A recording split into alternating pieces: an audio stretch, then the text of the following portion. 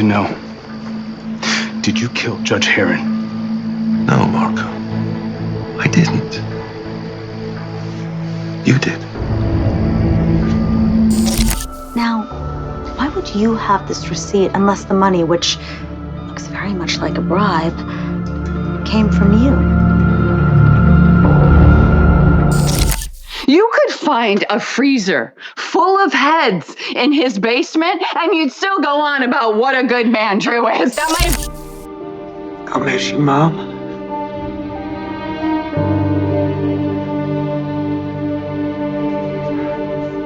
I love you. Hello. Welcome to Port Misery, a GH podcast where we try to figure out why everybody in Port Charles is so miserable this week. It's sorry, y'all. Pray to God y'all are listening to this on Sunday. And it happened. It happened. You would think that since we have all been preparing for this for almost a year and a half, that we would be prepared, that we would be ready. Like, you know, if you stay ready, you ain't got to get ready, right? But we weren't ready. We weren't ready. Oh, this hurts me the most. This is we lost a legend edition of Port Misery. Yes. Monica Quartermaine is no more. It's always going to be Monica's house. Monica dead, y'all. Monica died, and I don't care what anyone says. Willow killed her. Willow came to the house, and she killed her. That's how I'm going to tell it. That's what I'm going to tell my grandchildren. That Dark Willow, with her dark-ass spirit, just infected the Q Mansion with her presence and killed Monica. Drew is a co-conspirator. He also killed Monica. The delusional hospital killed Monica. You all saw it. But, ooh, Monica dead, y'all. Oh, why? Tell me why. It should have been me. No, it should not. I am 38, so I still got plenty of years left. But this is obviously something that we were expecting. Leslie Charleston, who played Monica for over 45 years. I'm counting the last year and a half. Monica was more powerful off screen upstairs than she had ever been on this show. I mean, she was literally snatching wigs from off screen upstairs. It was crazy. A whole legend. But we can't start there. We can't start there. We got to start on Monday. So let's go to Monday.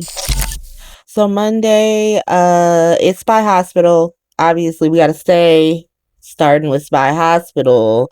And pretty much, like, Pikeman is just continuously reading Joss and Dollar Tree decks for filth, for being dummies, getting Jason involved, blowing up the Evil Sandals Resort, just all the things, right? He's just very pissed off. Then, in the middle of, like, screaming at them, he just decides to give Dollar Tree Dex a promotion and make him the resident WSB agent in Port Charles that everybody just know. He's like, hi, I'm your friendly neighborhood WSB agent who's not a janitor. Okay. And he's also kind of like, okay, isn't that weird? And Josh is like, so how am I supposed to be explaining me dating a WSB agent? Because everybody knows I was getting my back blown out by this grown ass man. And Pikeman is like, I don't fucking care, to be honest. Like, I don't care. I don't care. You a spy, work it out. Like, make it work, you know? And there's discussion about what happens if Carly finds out, and Pikeman's really like, well, I'm just gonna have to remind her about the State Secrets Act. How you gonna remind her of something when you got a knife sticking out your eye? How you gonna remind her of stuff like when you are literally being choked out with a belt? Like, how you gonna remind her of stuff when she's shooting you in the chest 2 times? How is that when you gonna remind her? Like, what you talking about? Like, how is Joss gonna remind her of the State Secrets Act if Carly's slapping her in the face repeatedly? Like, that shit he really said that shit with his whole chest. Like, I'm just gonna remind her of this one act and I'll put her in timeout. You think Carly care about going to jail? You think she care about that? She literally just ran into Anna's office to tell her that she threatened to murder a man. She just let that slip. This is not, you are not dealing with sanity.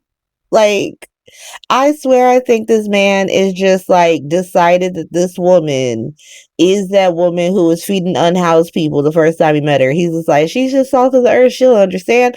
No, she's the same bitch who shot Tony Jones in open court. She's the same bitch who showed up to her own funeral. Like, hey y'all. Like, she's the same bitch who kidnapped Cyrus Renault's grandmother, his mother, his actual mama, and put her ass on lockdown. Like, what you talking about? Did you not Wikipedia this woman before you started blowing her back out? But whatever. Sure, Pikeman. Whatever, Pikeman. If you feel good about that, then we feel good for you because we all know what's about to happen. Then he goes back to asking about Britt because he's like, we don't even know about her. Like, she's in this evil sandals resort doing science, which is sus as fuck. What you mean you had an evil sandals resort in the Balkans of all places doing science? Girl, the only worst place you could be is in Russia doing science at an evil sandals resort. Like, what are we talking about? And Josta starts capping for her some more. Like, no, we trauma bonded. She saved me. I saved her. She gave me the manicure scissors. Like, it was magical. And then, Dollar Tree Dex, because he's fully pussy whipped at this point. He starts, yeah, she was all right. She was helping, and Pikeman's like, whatever, I don't fucking care. If I gotta arrest her ass, I'm gonna. But, like, this shit done. We're done with this. Which means we're 100% not done with it. Like, don't play in my face, Pikeman. Like, you just know that these two are gonna listen to you. You told them before they couldn't fuck. You had that whole, like, Jocelyn, are you sure? Are you sure you can pretend to be in love with this man and not fall in love with him? And she immediately turned around and fell in love with his ass. And so you telling them that they can't fuck means fuck all, Pikeman. What you talking about? But he thinks because he gives them like another 24 hours to like blow their fucking backs out before they come back to Port Charles and straighten up and fly right. Pikeman, be so fucking serious. Be so serious. But that's Joss, Dollar Tree Dex, and Pikeman at Spy Hospital. It's the worst part of Spy Hospital for me. When Pikeman is the most entertaining part of that trio, something's gone horribly wrong. Like, I should not enjoy Pikeman cussing these two out for being dummies more than I enjoy them blowing each other's backs out. So I don't know what that means.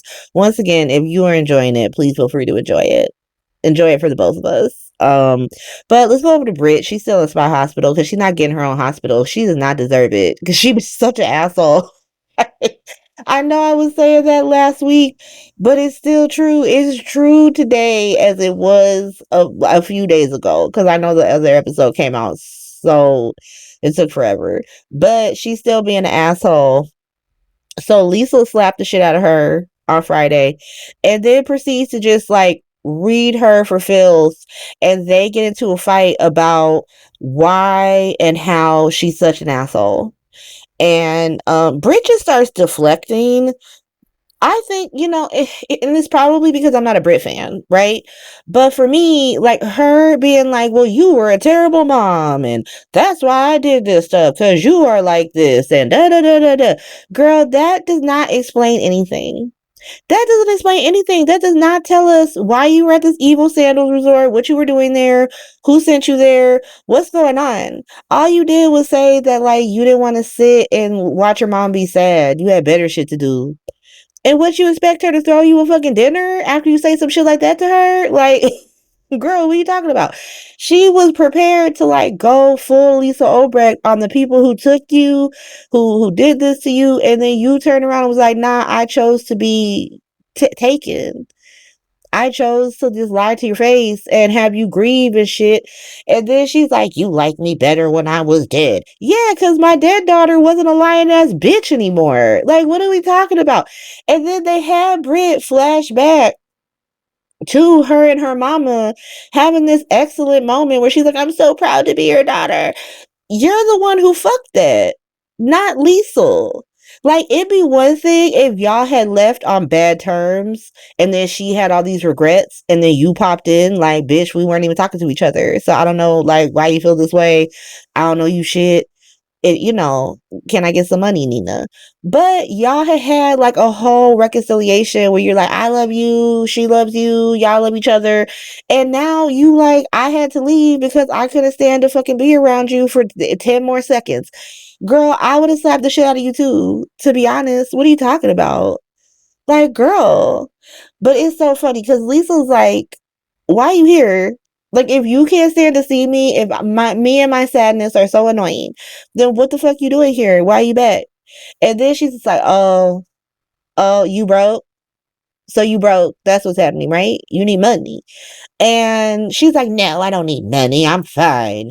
And Nina's like, are you okay? Like, are you fine? Because you were just in like spy hospital shenanigans. Are you sure you're okay?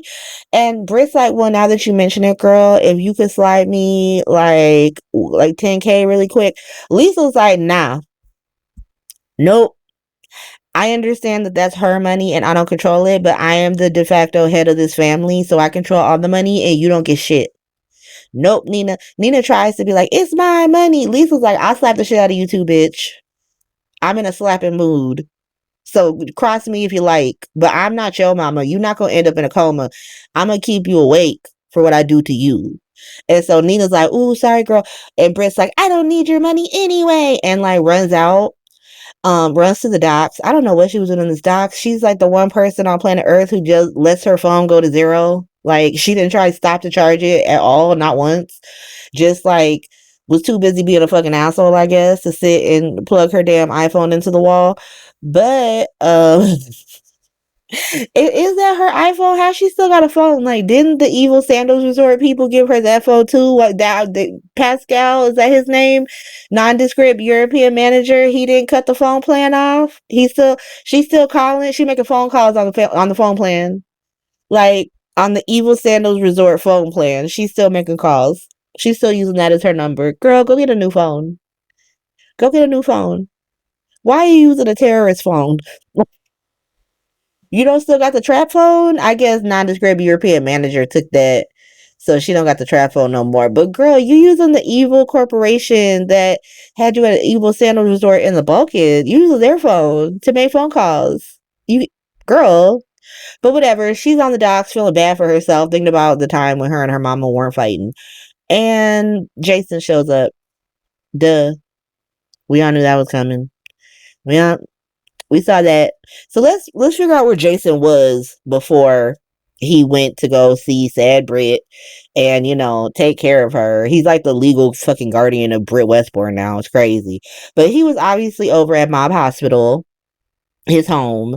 And you know what? Before we talk about Jason, let's scratch that. Let's go to White East African Warlord, get his ass out the way. He was acting extra devious and hilarious this episode. I don't think we see him the rest of the week. Obviously I'm starting with Monday, so I'll let you know if we see his ass again. But he is with his son, and Latino's son is like, I want to ask you about the judge. And he's like, of course, son, what you want to know? And he's like, did you kill that judge? And Whitey's African Warlord, without missing a fucking beat, it's like, no, son, you did. What? What? What do you mean? What do you mean? Like, how did I? What are you talking about? The logic of Mob Hospital never fucking fails. I love these people so much. They're so delusional. Because White East African Warlord is really like, you killed her. And she killed herself. Because what kind of a judge takes bribes from a White East African Warlord? That shady bitch. Bruh. You are the one paying her off. Like, like, all of these people are bad except us. And that's why we gotta fucking do evil things to them.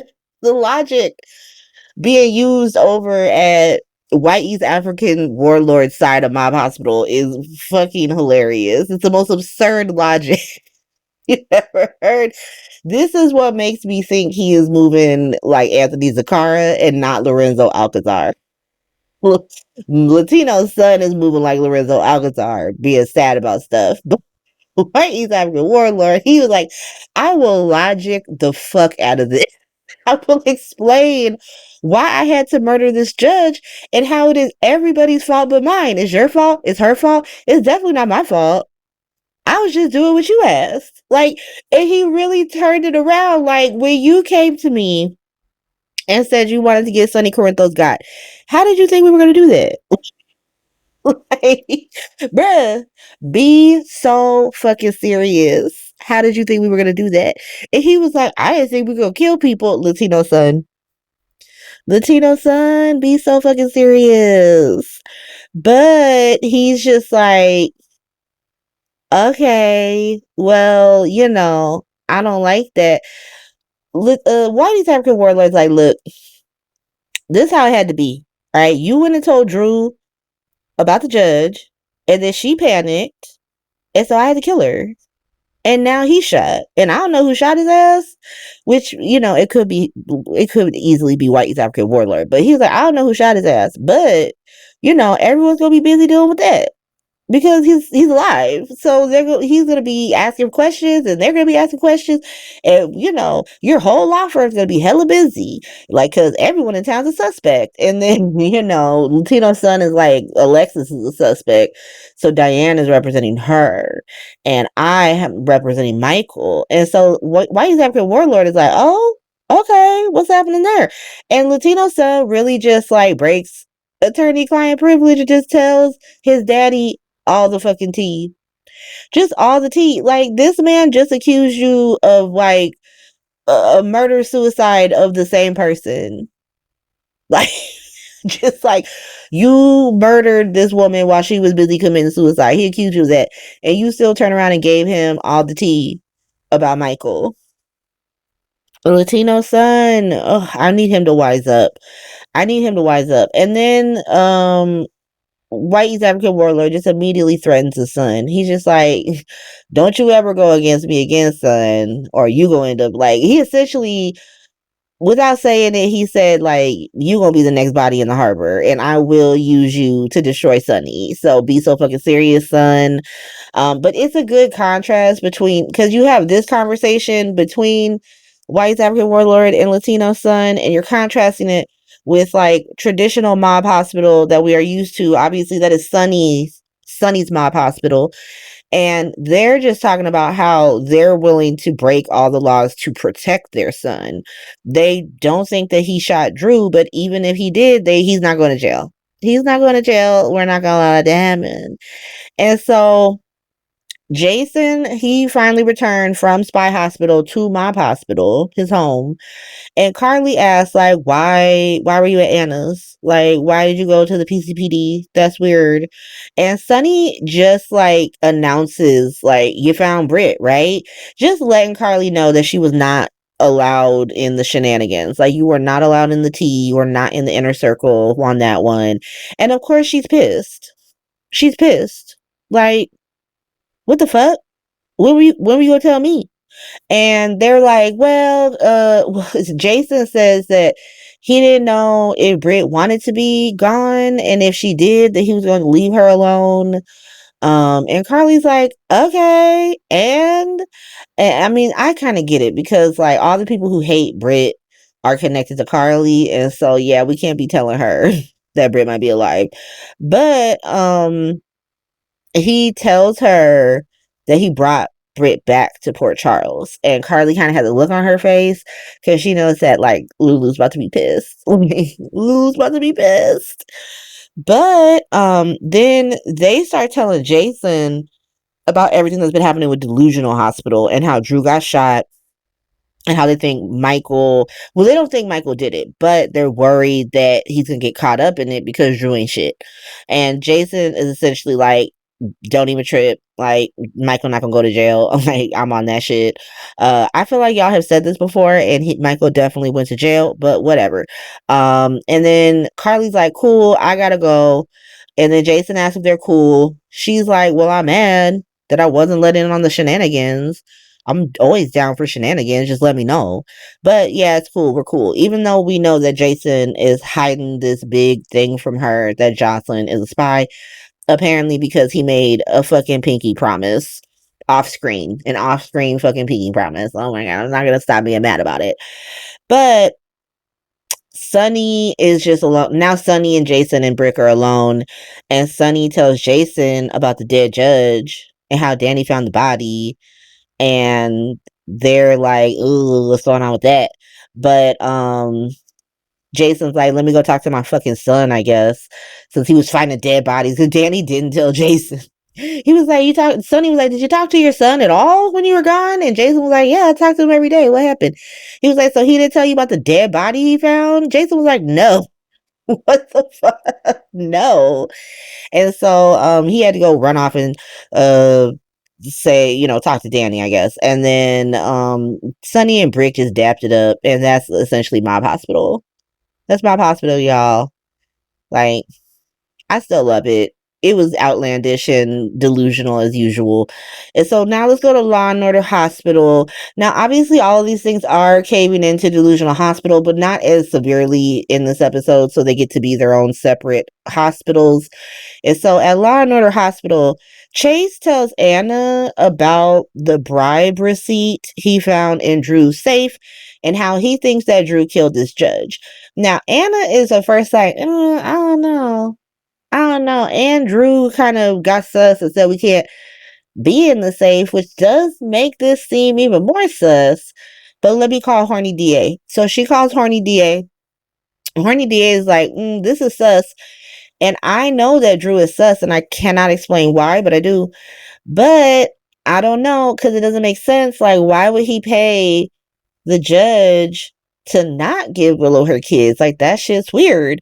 And Chase, like, this is the best thing that ever happened to Mob Hospital, because Mob Hospital could not have predicted that Chase is this big of a dummy and would just make their bullshit fake evidence work, make it make sense for them. It's serendipitous, chef's kiss.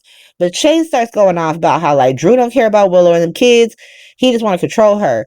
And so essentially that, like, he got the judge to not give her the kids so she would rely more on him trying to get him back. And Anna is, because she thinks that Alexis throwing Ava and Christina intervention is a decent alibi, even though we all know that's not what happened. And so Anna's like, I don't know, it's crazy enough to be true. And Horny DA is like, look, so that man is trying to get an injunction, so I can't be in a safe. So let me take this tea over to his ass and look up on him. And so she runs off to do that. Now Anna and Chase are alone. And Anna is like, so we got a problem because you too close to this. Like, you are too close and you think that Willow's innocent in all things, and I actually can't have that because she's a major suspect in this shooting. Chase is like, she could not have done it. She is a good person. Anna's like, what are you talking about? We don't know that. Like, we don't know that she didn't do it. And the fact that you keep saying that makes me real nervous. Chase is just very insistent that, like, Willow has no idea who Drew is, and that if he was to tell her that Drew kept her kids from her, that would somehow snap her out of her fucked up Dark Willow delusion, and she would go back to being the doe-eyed, boring fucking character that we know and some people love. Listen, at that point, Anna is like, maybe she did know, because that's a motive to kill Drew if she knew that he paid off this judge to not give her her kids. Now Chase is like, wah, wah, wah, wah, wah. Chase, why are you talking her into more guilt? Like, if you just, half of Dante's, like, extended family is a fucking suspect in this shooting. And he's really like, I'll put every single member of my fucking family in jail and their mamas if I got to, because that's my job, right? And it's not a cute look for his ass, but at least he doesn't sound dumb. But Chase sounds like a fucking dummy, and Anna essentially has to be like, look, You are not allowed to tell Willow shit, and that's an order. And so once again, we're falling back on classified information. So you can't be true to your friend. It's classified. Welcome to Law and Order Hospital. Welcome to Spy Hospital. Like, that's always the, we can lie because it's classified. But whatever. I guess I don't have anything to stand on since Jason Morgan's lying on pinky promises. Pinky promises. And so, let's finish up. Let's go over to Delusional Hospital. So at Delusional Hospital, Drew calls Martin to beg him to keep doing his bidding for him. And Martin's like, no, I fucking quit. I quit, so fuck you. Drew's like, you didn't quit, I fired you. And they get into a fucking argument about that. Drew, what the fuck? You called this man because you want him to be your lawyer, so just let him think you fucking quit. Drew is so extra. But Drew is like, I need you to be my lawyer because you're the only lawyer in town that is shady as fuck. I feel like he doesn't know about Latino Son. Like, if he knew about Latino Son, maybe it's because that he works for Diane and Alexis, so he's like, I cannot call Latino Son. But Latino Son would be the perfect lawyer for him right now. I'm just saying. They could do so much fucking damage. But he wants Martin. Martin is like, fuck you, bruh. Fuck you. I'll stay poor. I'll still live with my sister. She'll let me live with her forever. I don't need your fucking money. Drew is like, I'll get Aunt Stella out from underneath the shit I put her under if you be my lawyer. And so he's like, bet. Call him right now. Call him right now. And so did he actually call someone? I leave that to y'all. Did he call someone? Because if I'm Martin, I need that shit on speakerphone. Put that shit on speakerphone. I need to know that you actually talking to somebody. That you're not just like, yeah, get her a job back. Because all the shit he was saying doesn't sound like you had the power to do that. To be honest, like, how does Drew have the power to get her job reinstated at General Hospital? Like, Portia and Terry hire people. And so, like, once the charges were dropped, they were already gonna reinstate her. That's not Drew. It's whatever. But Martin agrees to do it. And Drew tells him about the Portia blackmail in the safe. And so Martin files the injunction. That's why Horny DA was like, let me run up over there. So Horny DA shows up. And Drew thinks that she's there to talk about the Portia blackmail. Getting all smug because, like, it makes Portia look bad. But also, she can't use it, supposedly. And she lets it drop that it's not the Portia shit because Trina and Kai got that. It's the fake fucking bribe that Sonny and Brick planted in his fucking safe. And his face fucking cracked. Crack, crack. Crack, crack, crack. It was so great. So fucking great. But that's Monday. Let me go watch Tuesday. And I'll be right back. And we're back. It's Tuesday. Tuesday was a lot of talk hospital. And a lot of important things happened. And so let's start. So we could be thankful straight out the gate that we did not have Spy Hospital. Mainly because I didn't want to talk about it. I thought we were going to get more of Jocelyn and Dollar Tree Dex blowing each other's backs out, but it didn't shake out that way. And so we're actually starting at Rocco's Hospital. Now, Rocco is not in Rocco's Hospital today, but there's a lot of talk of Rocco. And I'm not giving Britt or this sacred dog their own hospital. That shit's crazy. And so we're shoving Britt and anybody who cares about Rocco's dog, as well as Rocco, into this segment of Rocco's Hospital. So welcome to Rocco's Dog's Hospital. And so let's start with Britt. So this whole segment is really Jason begging Britt to let him help her because she is an unhoused, moneyless person just wandering the streets of Port Charles with a cell phone that she let die. And she's like, no, I don't need help. I like being unhoused, actually. I like this vibe. I lived at an Evil Sandals resort in the Balkans for 2 years, and so now the fresh air soothes me. He's just like, okay, like, I'm just saying, like, if you need some help, girl, I'm here. She's like, what are you doing? You following me? What's going on? He's like, nah, I'm here investigating this dead body my son found when I was at the Evil Sandals Resort with you. And I'm not gonna lie, that's a weird as fuck thing to say. He really said that real casual, like, just investigating this dead body. And then she fixes her face to be like, so did Danny do that? Like, what's going on there? Jason just kind of stares at her like, huh? Hot girl, what you talking about? And she's like, well, I don't know. That's just weird. And you know what? I can't even fault her. I mean, I do kind of fault her for just assuming that Jason's son's a murderer. But also, she did acknowledge that was a weird fucking thing to say. Like, Jason really said that. Like, that's some normal shit to say.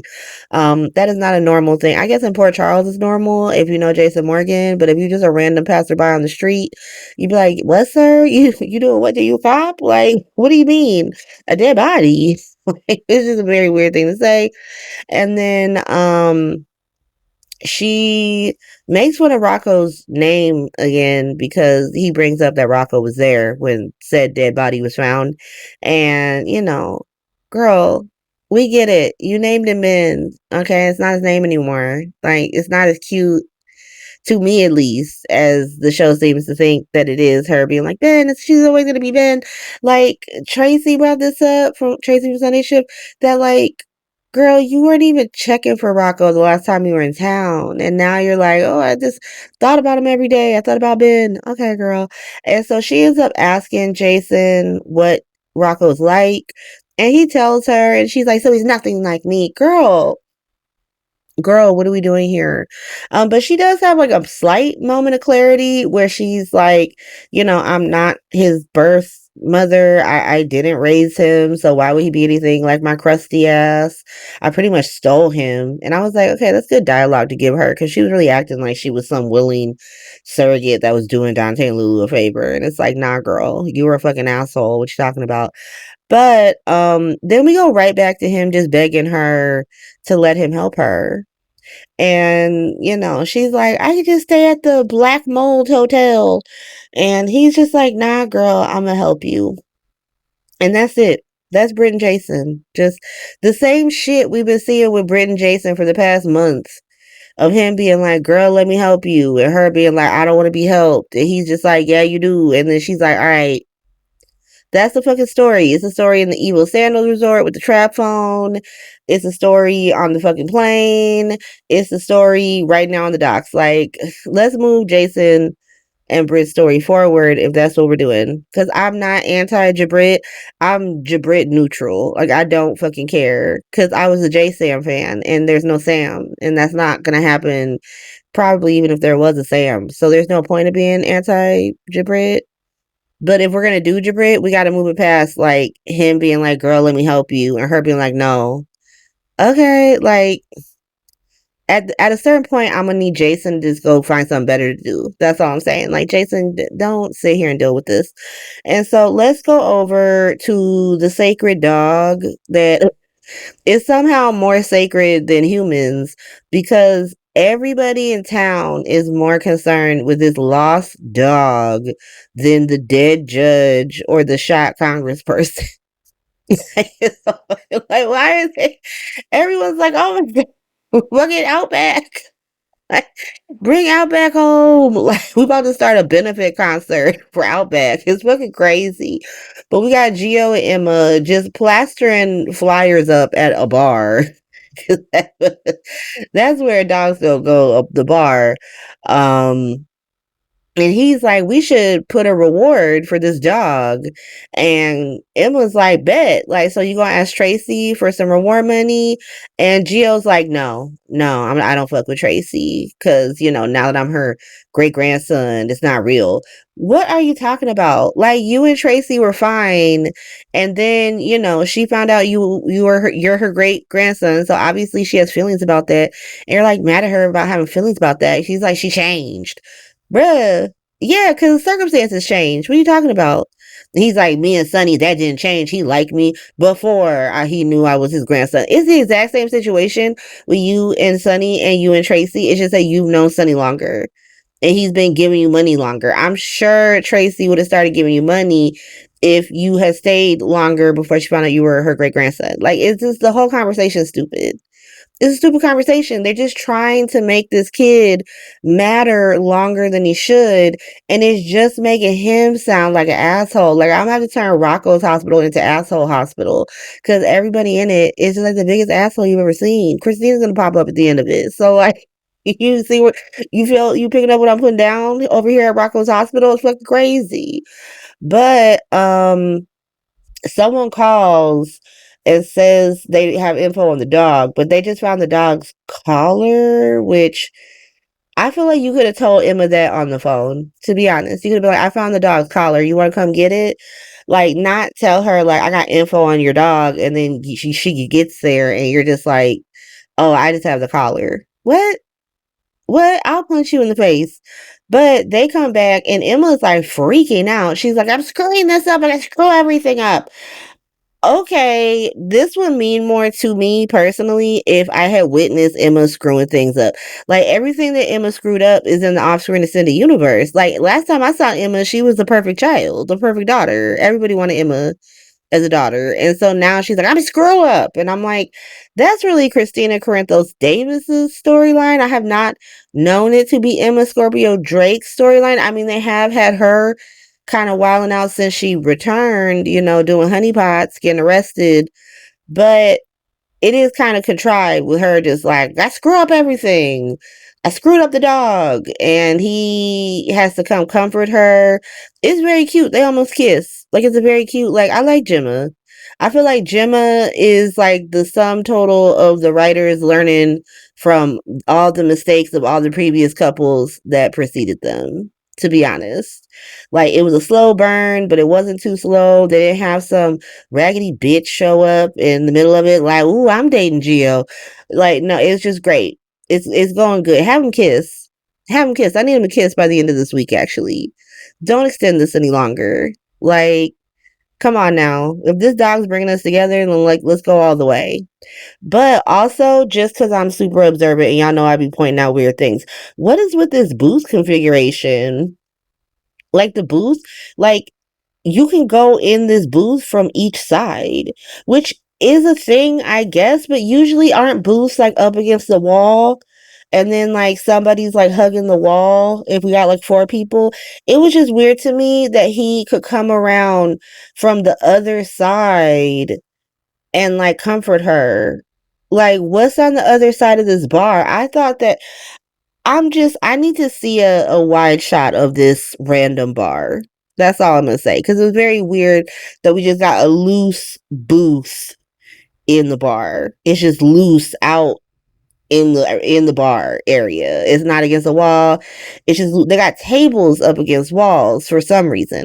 But the booth is loose. The booth is just out. And so y'all know I'd be weird like that. Let's move on. Let's go over to Maxie's house. So, obviously Lulu is Rocco's mom, so we got to throw her in Rocco's hospital. And she's coming to read Brooklyn over some Rocco related shit. So she goes to Lulu's already at Maxie's house. Brooklyn goes to Maxie's house to kind of relieve Lulu. Cause Brooklyn ain't got no kids and her husband's currently having an emotional affair with Willow, trying to prove her innocent from a crime that she probably committed. And so Brooklyn got nothing but time at night to watch these kids. And so she's like, I'm here to relieve you. And Lulu kind of gives her the tea and Brooklyn's like, thanks, you can go. And Lulu's like, you can't just dismiss me. You're not gonna just dismiss me like that. Brooklyn's like, okay, what's happening here? What is happening here? Like, I thought you were just gonna turn the shift over to me and you would leave because we don't like each other and we only talk to each other longer than we need to, and now you have decided to choose violence and I don't really know why. What's going on? And so Lulu is just like, yeah, girl, it's because Britt's back. And Brooklyn is like, ooh, shit. Really? Yikes. Oh, my bad. But they end up actually having a good moment because, Lulu is like, I still don't like that you did what you did, but you really were right when you said that I was just holding off the inevitable. Like, that bitch is a phase-on and she was gonna pop back regardless anyway because evil never dies. I think they actually had Lulu say evil never dies. That's what's fucking happening. And Brooklyn is kind of like, listen, At the end of the day, Rocco got you with Dante, and so he's gonna be all right. Because Lulu says that she's worried that Britt would reject him, which we know that she wouldn't. She's already out here trying to rename him Ben. But I mean, she's like, what if he wants to get close to her? And she's like, get away from me, bitch. And Brooklyn has to be like, well, then he has you with Dante. What you talking about? Like, you're his actual mom, and she's just a raggedy bitch who stole him as a clump of cells. So fuck her. And it was very much giving the shit that Maxie would say. It was Brooklyn being like, you know what? Lulu needs her bestie right now. And so I'm going to need to be Timu Maxie and give her some good advice and tell her, fuck this bitch. And if you need me to cuss her out in the street for you, I will do that. All right. Every time I see her, it's attitude. Every time I see her, it's attitude. And you know what? I would give her more, because this is where Lulu needs to think about this. Lulu needs to think about this because, like, if Britt's about to be on this show, Maxie got a weird Westbourne, loyalty problem where, like, Maxie has an unnatural allegiance to terrorists that come from Liesel because of Nathan. And so, to be honest, Maxie might be capping for Britt. Like, well, Britt, when you went into the coma, Britt, Britt was doing stuff. She was banging Jason in the light tower, and, that really changed her, and da-da-da-da. Where Brooklyn is like, I don't owe this bitch nothing. I wasn't married to her brother. She didn't say me for fucking Heather Weber. Fuck that bitch. It's on sight every time I see her ass. So Brooklyn might be your greatest weapon in the war against Britt Westbourne and her raggedy fucking uterus that gave you your son. That's all I'm saying, Lulu. Think about it. Think about it. Cause Brooklyn ain't got nothing, but she not loyal to Jason. That's her family, but not enough for her to not read a bitch in public for his ass. Like, he can feel how you want to feel. Like, she not Chase. And so that's all I'm saying. This could be a good thing. This could be a good thing. Think about it. But like I said, they kind of like leave it on a good note. And so even though like it was set up like, ooh, we gonna fight, it did kind of end with like, ooh, okay, we making strides with Brooklyn and Lulu. But let's go over to Felicia, James, and Cody. So Lulu had told Brooklyn that that James had a bad dream, and Felicia took him to see Cody. And James tells Cody that he thinks that he's the reason his mom is sick because he be wilding out. Like, remember when James was like falling off roofs and falling in lakes and running away from home and doing all the weird shit, and Maxie would be like, ooh, you gonna give me a heart attack. Well, he's kind of correlated all that stuff like, oh, I was wilding out back in the day and now my mom's sick. And so Cody and Felicia kind of have to be like, nah, bruh, that's not how this works. Like, and she loves that you do adventures. And Cody tells him that they're gonna write Comet together, and so they can tell Maxie about it. It's a very cute scene. Cody really shines with James. Like, that really, it really brings out the best in his character. And so, very cute scene. But it ends with Christina showing up telling freaking Cody that he should try to date Molly, to be honest. She like you like her, y'all should date. And he's like, girl, get out the stable, don't talk to me. And then he finds the dog. He finds the sacred dog. That's also how he ended up in Rocco's dog's hospital, to be honest, because he found the fucking dog. And another thing I noticed, this episode had a lot of weird editing.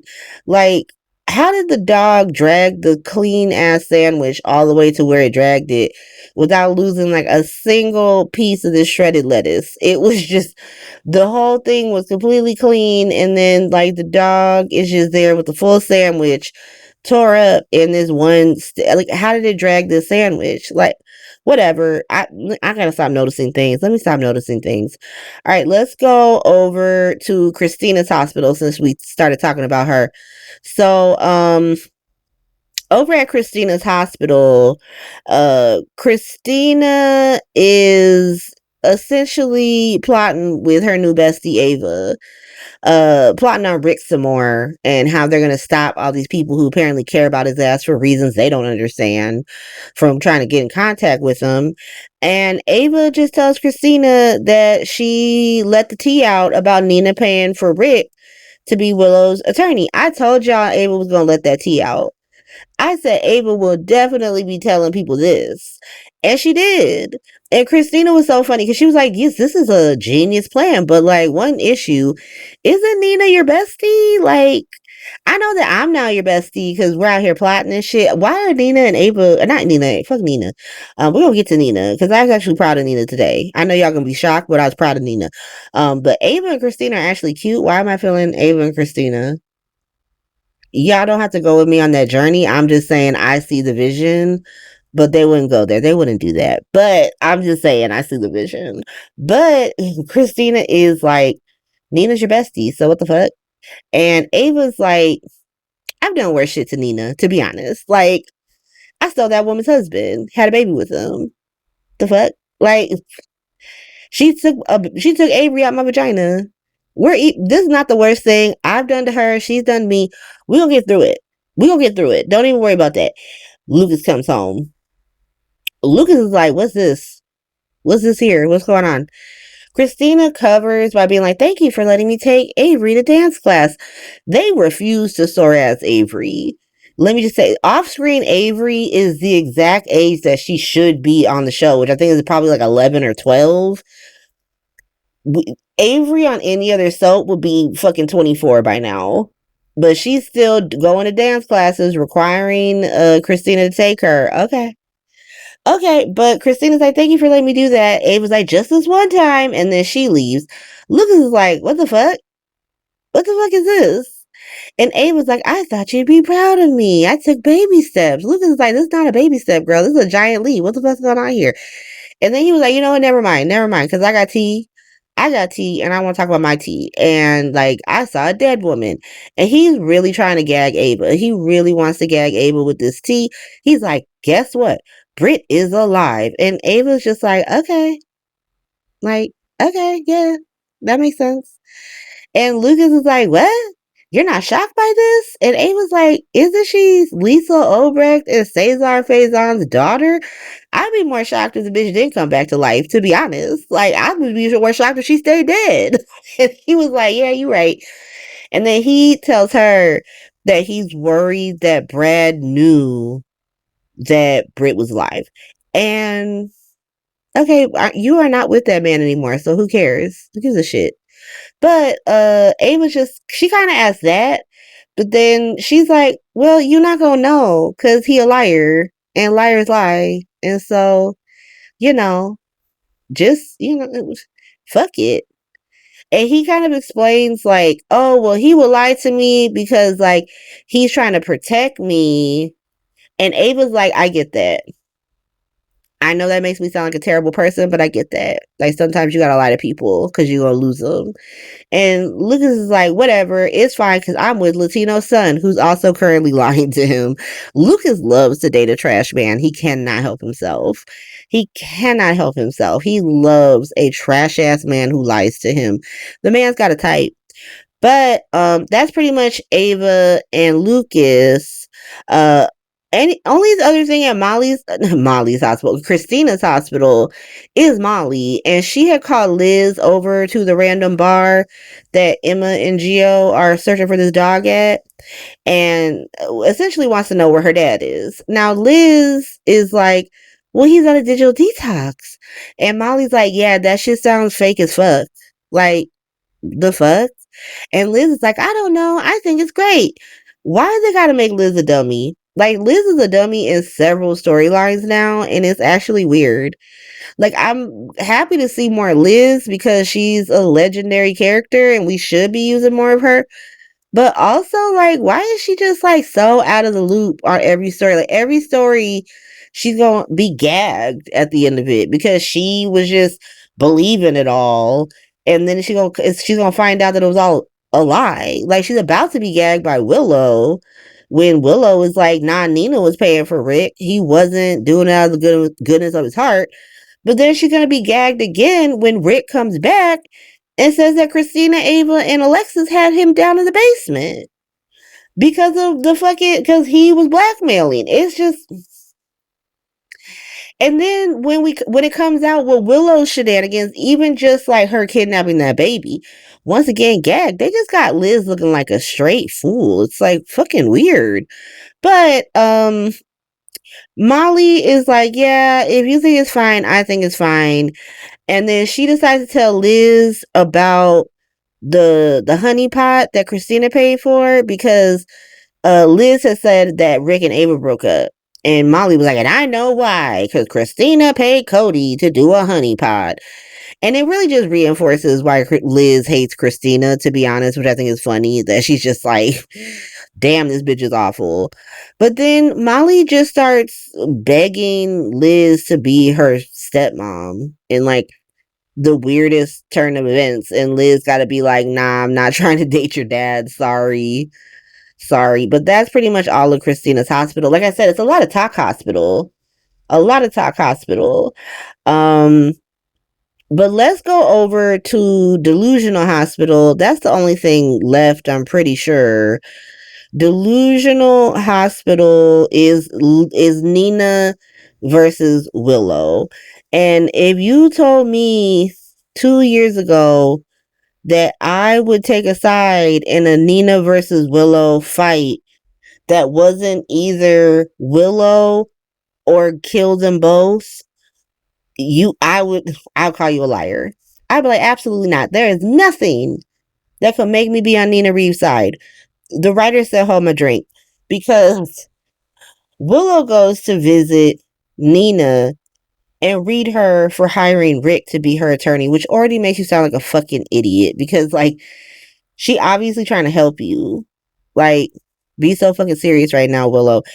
And Nina has finally had it with Willow's shit and starts reading her ass back. She starts parenting her daughter for the first fucking time in her life, because Willow is like, you're just trying to control me. You're trying to control me and I won't let you. Nina's like, how the fuck can I control you when Drew's too busy controlling you? Like, you don't have space in your heart for more than one person controlling you, and it's Drew. So it's definitely not fucking me. Don't put that shit on me. I said I was sorry for not telling you what I should have told you long ago, but that's all I could give you. What else you want from me? Like, bitch, what about him? What about what he did? What about what you fucking did?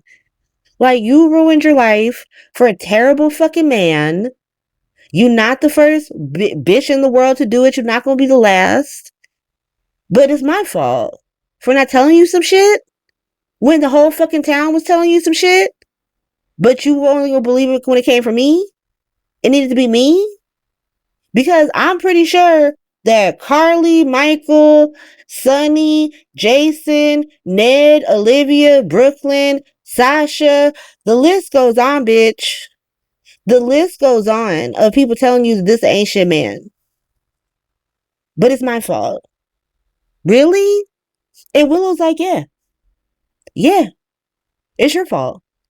You sat back and watched me make terrible decisions, so it's your fault. Willow, be so fucking serious right now. Listen to the words that are coming out your mouths. Because she's simultaneously saying that, like, she makes her own choices and that Nina's trying to control her, but that it's also Nina's fault for not controlling her well enough and stopping her from making bad choices. Bitch, be so fucking serious. And Nina tells her that. Like, bitch, really? Really, it's my fault? I control you and I'm the fucking problem, but it's also my fault for not controlling you enough and stopping you from making terrible fucking choices. That's my fault. Really, bitch? And has like a whole moment of clarity where she's like, wow, Carly been telling me for years that I don't take responsibility for my actions. I just try to deflect and put it on other bitches. And I ain't never heard what she meant until talking to you. Because that's what you do. Like, you don't take a goddamn second to reflect and think about how your choices led you here. It's all my fault. And Willow is pretty much like, yeah, it is. And Nina's like, well, like mother, like daughter. Cause that's you, bitch. And Willow gets all mad, like, I am nothing like you. You ruined my life. Maybe someone should ruin your life. Like threatening her, and then she fucking leaves. And Nina's just like, okay. Like, what am I supposed to do? And that's pretty much Tuesday's episode. Like I said, it's a lot of talk hospital. It's a lot of talk hospital, but also most of everything that people were talking about was either absurdly funny or interesting, at the least. And so I liked it. So let me go watch Wednesday, and then I'll come back and see you on a sec. All right, be back in a sec. Okay, and we're back. It is Wednesday, and the episode that we weren't ready for. We thought we were ready. We weren't ready. Monica gone, y'all. Monica's gone. But we can't start there.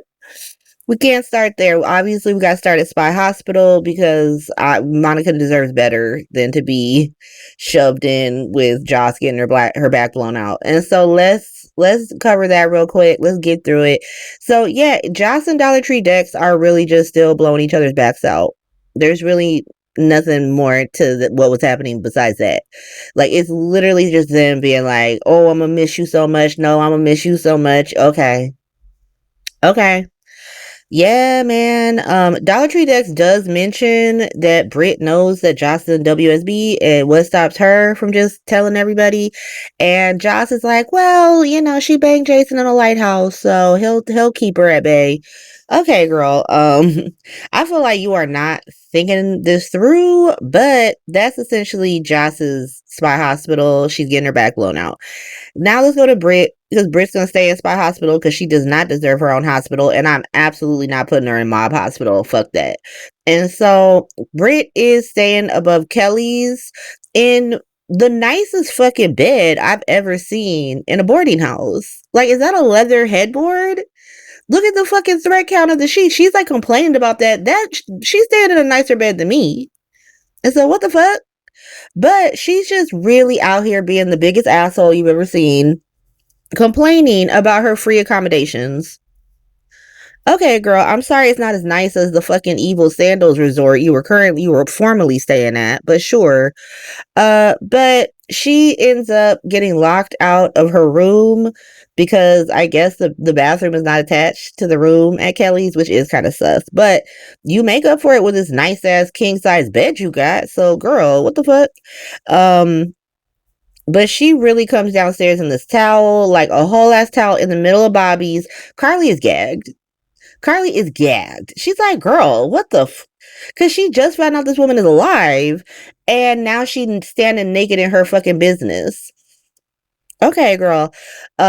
Britt just immediately starts like being a fucking asshole, being like, this place fucking sucks. I could have stayed any place but this. This is da da da da da. And then Jason is saying how, because Carly's kind of like, why is this bitch here? What's going on? And Jason is like, you told me I could do anything I want with the room. And Brit just not connecting dots. Like, for a fucking doctor, she's dumb as fuck. Not connecting dots. It's just like, what do you have to do with Jason and what he does with this room? This not your, what is it? Carly has to be like, I own the room and the fucking business, you raggedy bitch. Gagged her ass. And she gets to find out that Carly now owns the Metro card again, not fucking Nina, and that Jason bought it for her. Okay, girl, enjoy that tea when you get it. And so Jason is pretty much just refereeing Britt and Carly. Britt is like, I thought you'd be more grateful because I saved Jocelyn. Carly was like, I was grateful when I thought you sacrificed yourself to save my daughter, but you clearly didn't, since you naked in my fucking place of business, you raggedy bitch. And so Jason's refereeing that when Tracy calls him. So he's like, I gotta go. So, work it out. He leaves. Britt then starts asking Carly why she herself is such a threat to Carly. Girl, Carly hasn't been complaining for the past month and a half about you. That's your story. All you have done since you laid eyes on Jason is complain about Carly. But now you're the threat to her relationship. And so Carly's like, girl, what are you talking about? Like, what are you actually talking about? Like, you don't hold a candle to what me and Jason got, the trust. And that's when Britt's like, yeah, you and Jason and trust. That's hilarious. So Carly's like, what does that mean? What does that mean? And she kind of gets like, she's not ready to reveal this tea. I have a feeling that it will be Britt who reveals the tea. I said last week that maybe it'll be Lulu. It's going to be Britt. Because Britt's going to want to gag Carly by letting her know her fucking daughter's a spy and that she has a secret with Jason that Carly's not in on. And so she's going to blow that up. And that's going to become the first fucking roadblock for Jabrit.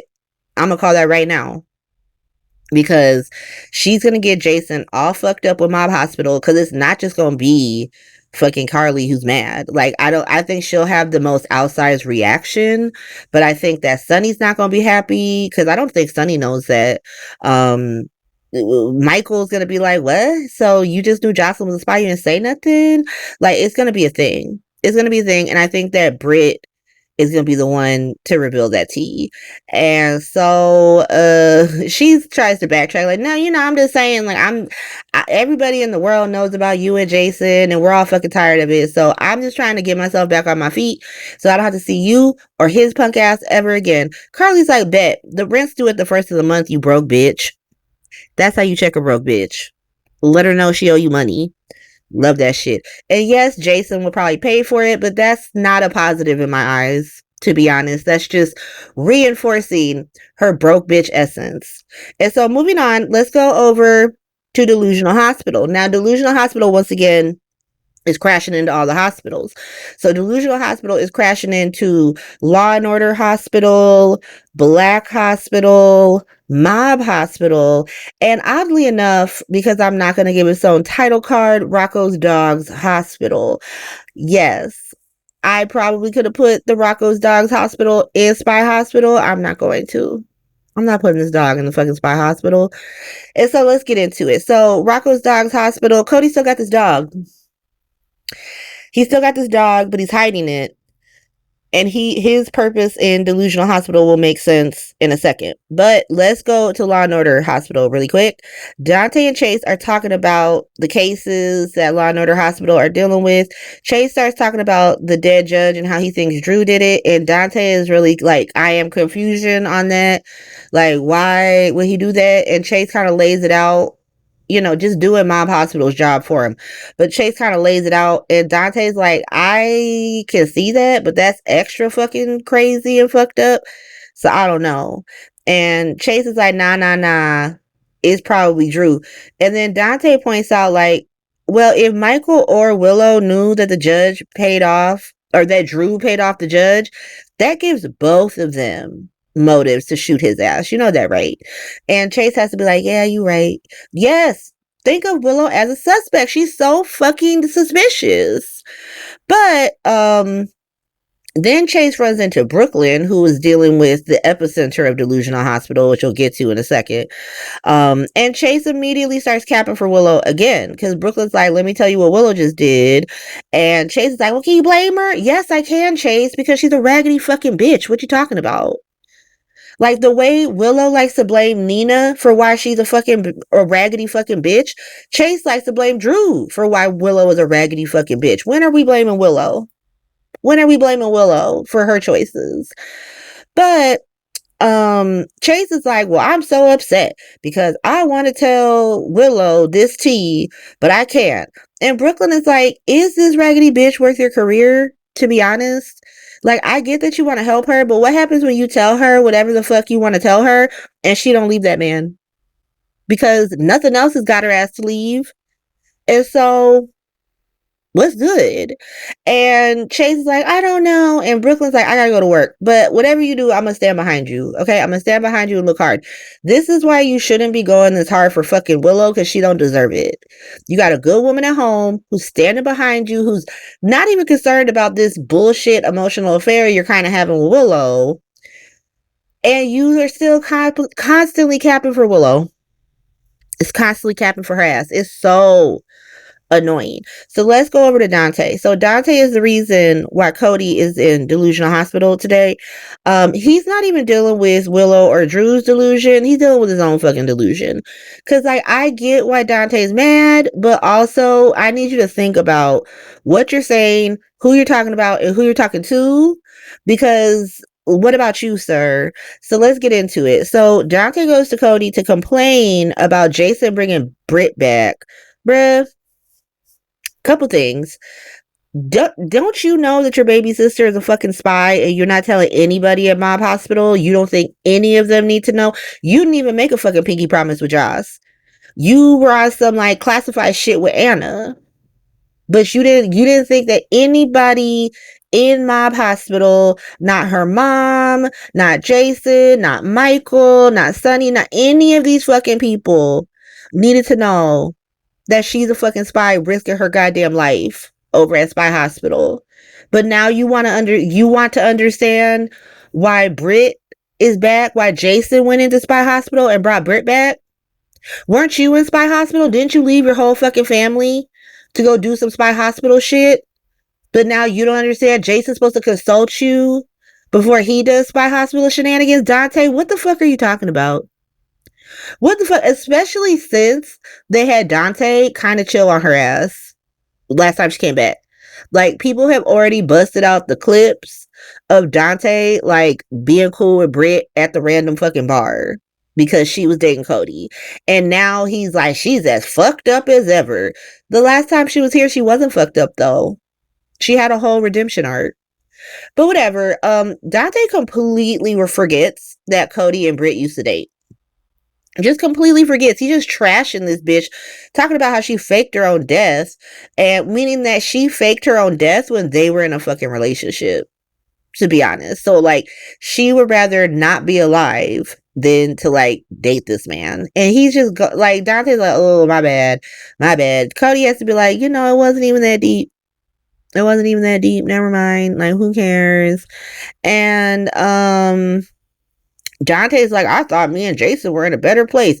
I thought this. Once again, why does Jason Martin gotta consult you before he does Spy Hospital shenanigans? You didn't consult his ass when you did Spy Hospital shenanigans. I don't care about it affecting your family. Like, the fact, like I said, we're probably not gonna see this Dante Jason confrontation this week because Monica has just passed away, and I can't imagine Dante being like, yeah, bro, I'm gonna talk to you. But when he does roll up on him, like if he rolls up on his ass next week, I need Jason to snap on him about Jocelyn being a spy. Like, bro, you don't actually get to fucking talk to me about nothing. I don't want to hear shit from you because you are at disloyal ass Law and Order Hospital and you are a former member of Spy Hospital, so you can eat my ass. How about that? But that's pretty much Dante. It's very weird.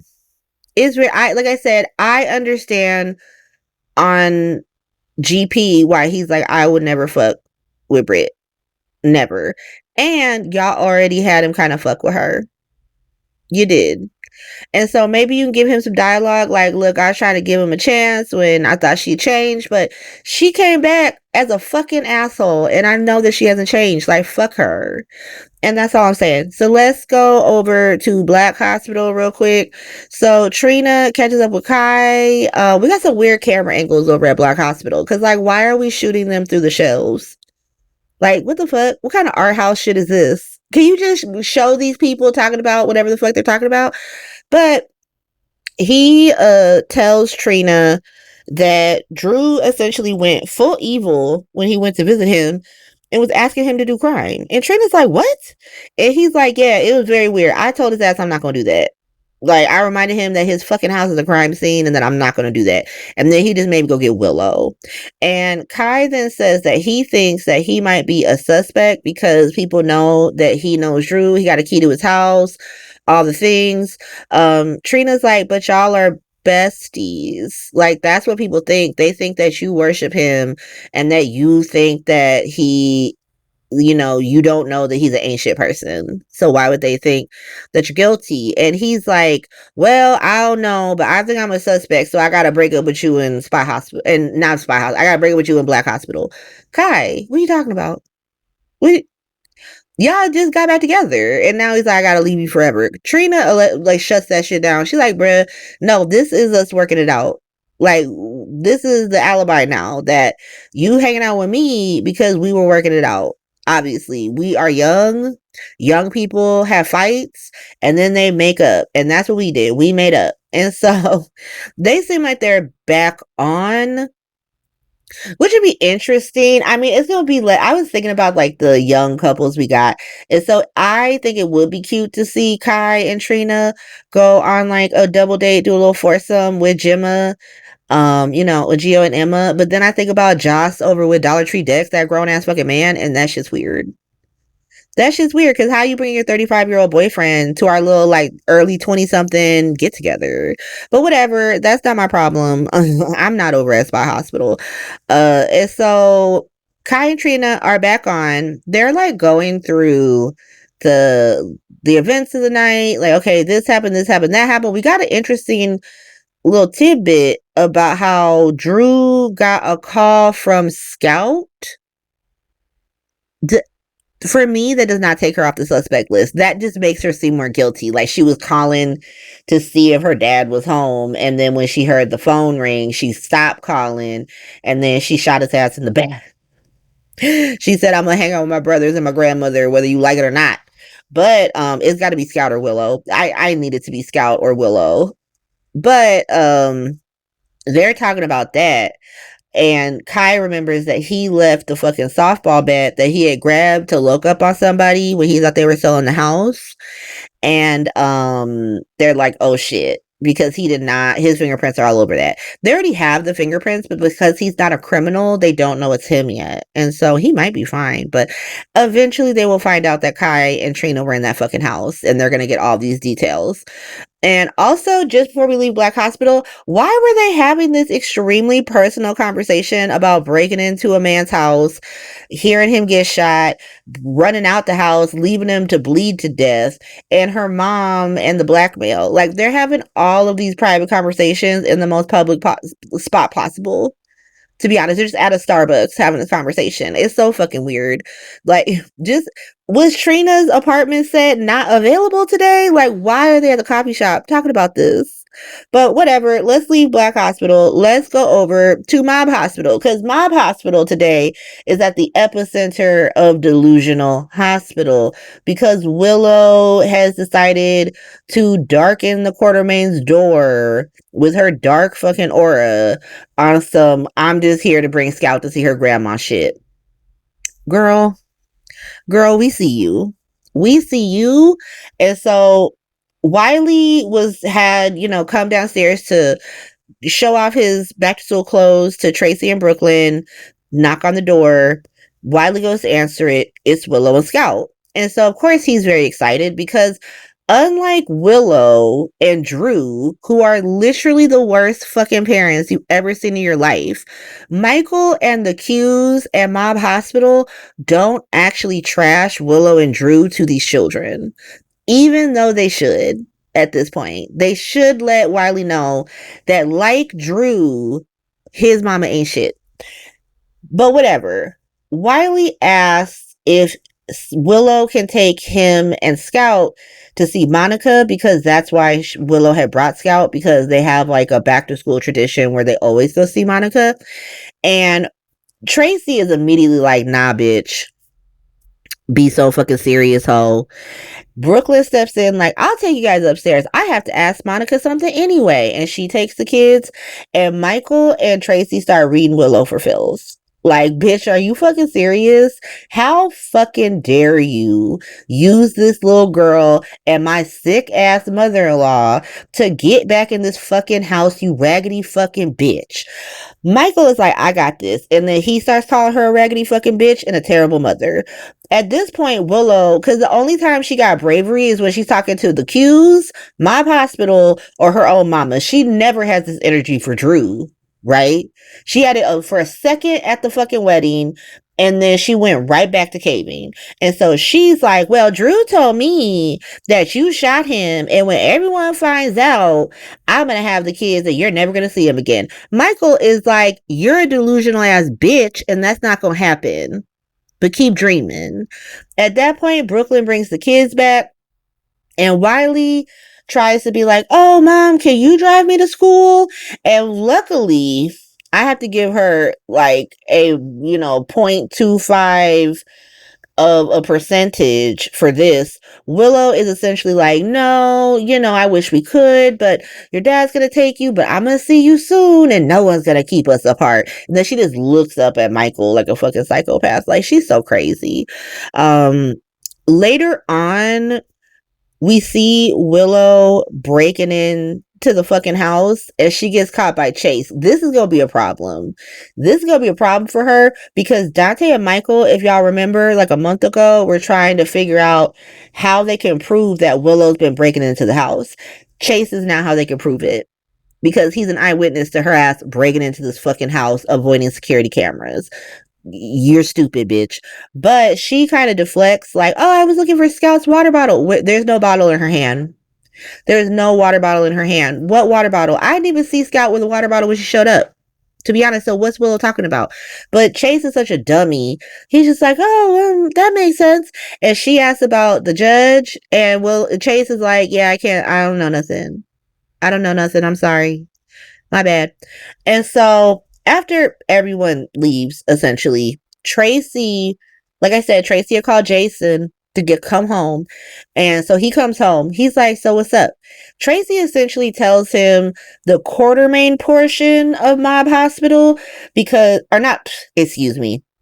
Quartermaine portion of Delusional Hospital. He already knows the Mob Hospital portion of Delusional Hospital, and Mob Hospital does not have a lot of tea on Michael because Michael lives at the Q's. And so Tracy essentially tells Jason, I saw Michael driving away from the fucking crime scene, and I don't know if he did it, but if he did it, he can't go to jail. Carly also, earlier this episode, because I don't think I brought it up, Carly had also told Jason that she wasn't sure if Michael had done it or not. That she knew, she had told Brick, my son could never. But when she was with Jason, she could be real and be like, he does got that dog in him, to be honest. And so both Carly and Tracy have now warned Jason that they think Michael may have done that. And Jason tells both of them, like, even if he did it, he didn't do it. Like, I'm gonna let y'all know that right fucking now. Even if he did it, he didn't do it. So don't even trip about that. And then Tracy's like, I have been keeping from Monica that Drew was shot. And so can you tell her? Jason's like, of course. I'll go tell her right now. Don't even worry about that. I know a lot of people have been like, how have they been keeping this from Monica? Monica's in her 70s. She's in her 70s. There's a good chance she just doesn't have a fucking phone in her hand like that. That's a very millennial way to be, maybe Gen Xer at the latest. But my mom is a boomer. She's 65 and she don't have her phone in her hand like that. She plays on her iPad a lot, but the way I have my phone, I'm currently holding my phone as I record this, mainly because I write my notes on my notes app on my iPhone. But like, I would have this phone in my hand regardless. And I honestly believe that if Monica is just upstairs reading medical journals and knitting and plotting revenge on Drew being the most powerful person on the show, then yeah, maybe she's just not watching television. She's not on the news. She just didn't hear about it. And so Jason goes up to tell her. Unfortunately, he did not need to tell her. It turns out Monica had passed in her sleep. And he goes downstairs to tell Tracy, and Tracy is shook. Like, she is shook. And if you know the history between Tracy and Monica on the show, like, that woman was her best friend. That woman was her greatest adversary and her best friend and the love of her life. Like, I'm as sad for Jason because he's just got like nothing but regrets. Because he didn't realize that he loved his mama until she was infirmed, essentially. And yes, he's been living at the house for the past few months, but he's got 30 years of regret when it comes to Monica. Just like he had, about when did Alan get got? That was the Metro Court hostage situation. So that had to happen like 2007, I think. And so he had about 10 years of regret with Alan, but he's got 3 decades of regret with Monica. And so, oh my God, the rest of this week is about to be emotional AF. Like, we'll see how much levity I could pull out of Thursday and Friday's episodes, because Monica Quartermaine is a legendary character on this show. Leslie Charleston has played her since 1977, I think. And Leslie Charleston, she passed away in 2024. I think it was early 2024 too. Let me look this up because she deserves. Yeah, she passed early this year. She passed in January 2025. And so we have been sort of primed for this since we heard about this. Obviously, Monica has not been physically on the show in a while, but her presence was felt. And so this is just so sad. There's nothing funny to be found about it. It's just all, if you've been watching the show since, I know some of y'all have been watching it since she premiered in 1977. I started consciously watching this probably around the time of Jason's accident. I was about 9 or 10 watching with my mom. And then I went back when I was older to watch the full storyline of like Sonny coming to town and Jason before his accident, and then Jason after his accident. Monica's a huge part of that because, that's her son, and her son doesn't know her, and he wants to do all these crazy wild things. He wants to be a fucking criminal. And so it's such a huge legacy of the show. It's crazy. Like I said, we all knew this was coming. Like, we knew this was coming. And so let me go watch Thursday really quick. Let me take a break for a second. I mean, you're not going to feel any of the break. I'm going to be back in literally 3 seconds for y'all. But I'm going to take a break because I know that Thursday is going to destroy me. So I will be right back. Okay, and we're back. It's Thursday. I knew that Thursday would get me. I didn't know I would be got this hard, to be honest. I wasn't ready for it. I was not ready. The lore they pulled from, legendary. We're going to talk about it. Obviously, we got to go through the rest of the episode first. So let's go to hospital. So Britt is just bouncing between different iterations of this show. Sometimes she's in Spy Hospital. Sometimes she's in Rocco's Hospital. She will never be in Mob Hospital. I will not allow that. But, today she's in Hospital because she comes by the hospital to be a complete menace, to be honest. She is just here bugging Liz for pretending like she don't know her name or Rocco's name. Liz is like, girl, be so fucking serious. And then has the nerve to be like, well, I need to jump the line so I can get these meds approved. Liz is like, no. What the fuck? What? No. And Britt is like, well, I am on the wall of heroes.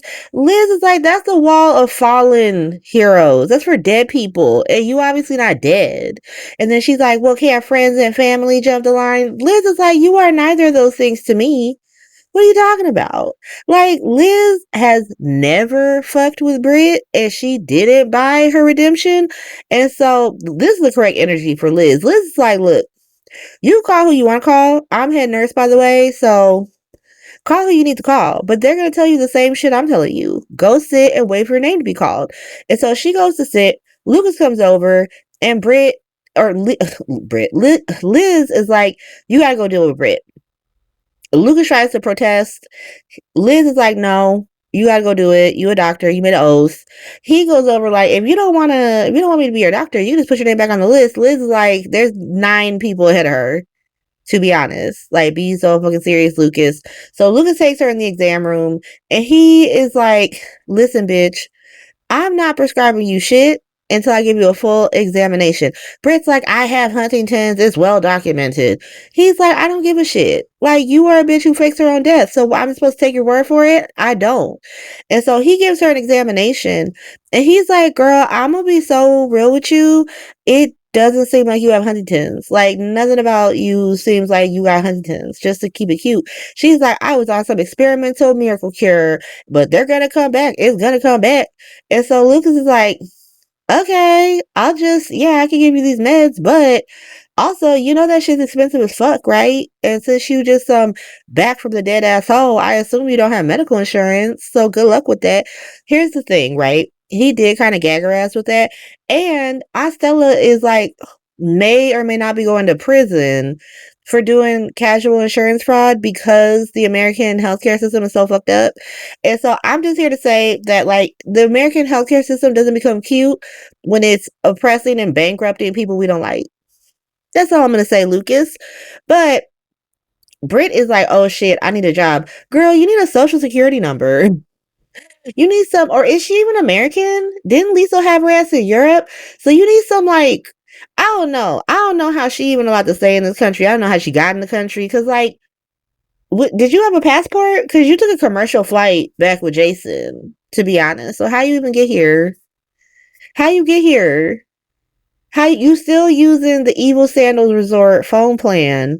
I assume you're using fake papers, which means, like, you caught cases in several countries at this point. You caught a case in Croatia, you caught a case in Paris, and now you're catching a case in the US. Because, girl, who are you? Like, medical insurance is the least of this bitch's problems. But she's like, let me go see Portia and Terry to get my job back. She goes to see them. They are gagged. They are gagged. They're like, hello. Like, nice to see you're alive. The fuck? And Britt is really like, why y'all staring? Bitch, because you're supposed to be dead. What do you mean, why am I staring? You are a not dead person who I thought was dead not 2 days ago. But I am happy to see Terry. Like, hey Terry, how you doing, girl? I cannot believe y'all brought my girl Terry back for fucking crusty ass Britt. Bring Terry back for Terry. That's all I'm saying. But Terry's back. And just being gagged this whole episode. Like, the faces Terry is making, like, she is gagged. Cause Britt is really out here like, yeah, give me my job back. And, like, first Terry tries to be like, well, Portia's in your job. And Britt's like, well, I don't want to be chief. Like, I can just be an OBGYN. Gagged. Terry gagged. Portia gagged. And so they tell her, like, bitch, no. Like, this hospital declared you dead. And so, no, you can't. Girl, do you even have a medical license? Do you even have, like, permission to be in this country? Like, what is happening here? And she just starts flipping. She does her avoid and evade tactic where she's like, oh yeah, I had some, like, cutting edge research job, but it required me to fake my own death and do medical fraud. And okay, girl. She's really acting like that's not weird as fuck. But Terry is like, yeah, happy you're alive, girl. Like, she literally says, we're happy you're alive, but absolutely not. You can't work here. Portia, I'm guessing because of all the lies she was telling over at Black Hospital, is like, well, I believe in second chances, and, like, gives her a job as a secretary. Here's the thing, Portia. You switching test results and lying to Curtis is not the same as this bitch faking her death for 2 years and working at Evil Sandals Resort doing cold fusion. That's all I'm saying. These things are not equal. They're not equal. But Portia feels bad, gives her this secretary job, and of course Britt is not grateful at all. She's just like, okay, I guess I can take it, whatever. Like, you know, girl, you don't even have a medical license because you are technically dead. Like, do you have your not dead papers yet? Like, you out here trying to get jobs? You ain't got not dead papers? You ain't got, like, a alien registration number or whatever? You ain't got no medical license? You ain't got nothing. You still on the Evil Sandals phone plan? Okay. Okay, but that's Brit. That's Brit over at Hospital. Let's go to Charlotte's spy hospital, crashing into Rocco's dog's hospital. And so Cody still got this dog. Cody still got the dog. And we learned that the dog is beefing with Comet the horse. Okay, we getting the Geo Palmieri levels of backstory with this fucking dog. But this dog is so central to this episode. It's like if we're not talking about Monica being dead, we're talking about this dog. It's fucking wild. But Molly comes by and thinks the dog is cute, and now Cody want to keep the dog. The dog can get Molly to talk to me, so now I need to keep this dog. And then he asks her why she's here, and she says to like apologize for gossiping about him to Elizabeth. Girl, what is this? Girl, what are you talking about? What the fuck? Does Cody and Liz even speak to each other? Like, did she think Liz was gonna run up on Cody and be like, I heard you're a hoe. I heard you do sex work with Ava. What are we talking about? What's going on? And even Cody is like, huh? Like, he kind of makes fun of her. But then he's like, girl, you didn't say nothing that wasn't true. I was out here doing sex work. It was weird. I'm not proud of it. But Molly's like, I shouldn't have done it. I'm a good person. And he's like, nah, it's fine. It's all good. You know, just remember this next time I fucking screw up. And she's like, you're going to screw up again? He's like, yeah, probably. That's my character arc. So it's my character type. I'm just a man who can be talked into doing sex work as a fucking good deed. And so she's like, okay. And then he's like, so you're not going to tell anybody about the dog? And she's like, nah, but you probably should. Because, like, why are you just hiding a dog? Like, why is it always got to be a thing with you, to be honest? Like, you always making everything hard when it don't need to be hard. Like, even if they made you give up the dog, like, you acting like they're gonna make you take the dog immediately to a kill shelter. Like, they'll let you find the dog a good home. Like, be so fucking serious. And that's pretty much them. The other part is actually Lulu, Charlotte, and Rocco. Lulu tells Charlotte about Pikeman's offer to see Valentine, and Charlotte is like, ooh, you know, I do want to go, but like I also don't really want to see my dad behind bars. That seems lame. That seems like that would suck. And Lulu's like, it's fine because I'm gonna be there. And so we'll both go to the Supermax prison full of super villains and terrorists together, and we gonna get through it together.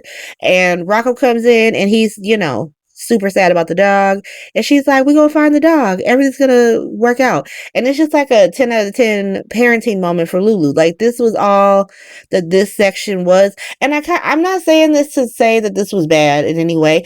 I actually like the stories that they chose to highlight because the main event is Monica, right? And so we didn't need to see Drew scheming or White East African Warlord scheming or even Mob Hospital scheming. You'll see what Mob Hospital is doing when I get to them.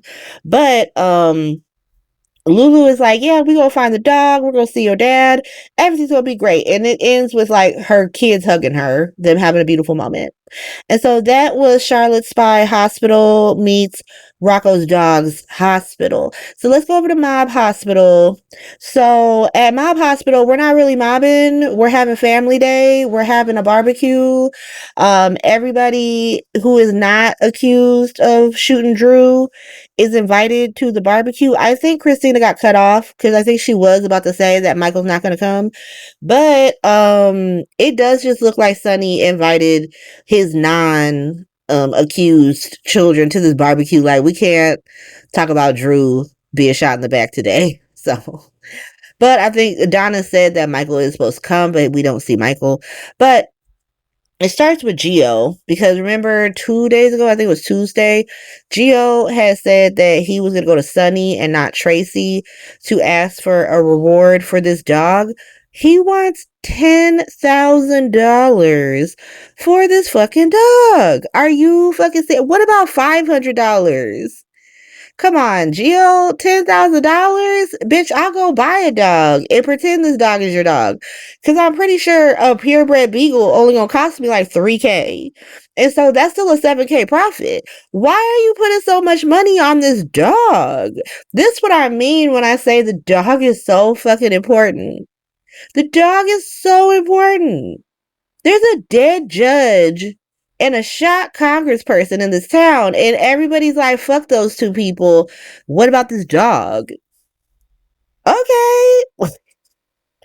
That's so, this dog is so prominent. Like the dog is like as prominent as the sex worker was in last week's episode. Remember how she kept popping up? Now it's the dog. But Gio goes to ask for this money. Donna answers the door. Donna answers the door and is immediately like, "What's good, nephew? You look good, nephew." It is so fucking funny. Cause this is like a little 8-year-old girl calling this like 20-year-old man nephew. Cause she is so aware that that's her nephew, that she's his aunt. And so she invites him in. Sonny comes out and Donna tells him that they're having a barbecue. They're making bratwurst, which I think is very cute. No, we did not see a barbecue at any point in this episode. We didn't see no smoke. We saw iced tea glasses, but we did not see anything that indicated they were going to eat food or barbecue or make any type of food.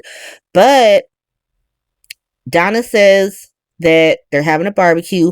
Sonny, he's like, "Why don't you go find the nanny and go do some stuff? I'm gonna talk to Gio." And Gio asks for this money, and Sonny's like, "Bet, yeah, of course, you can have $10,000. Fine. All I want you to do is stay for this barbecue. Now you don't gotta stay, like, cause Sonny hadn't actually invited Gio to the barbecue, and it's so funny. You could tell he's kind of hurt that he didn't get invited to the barbecue.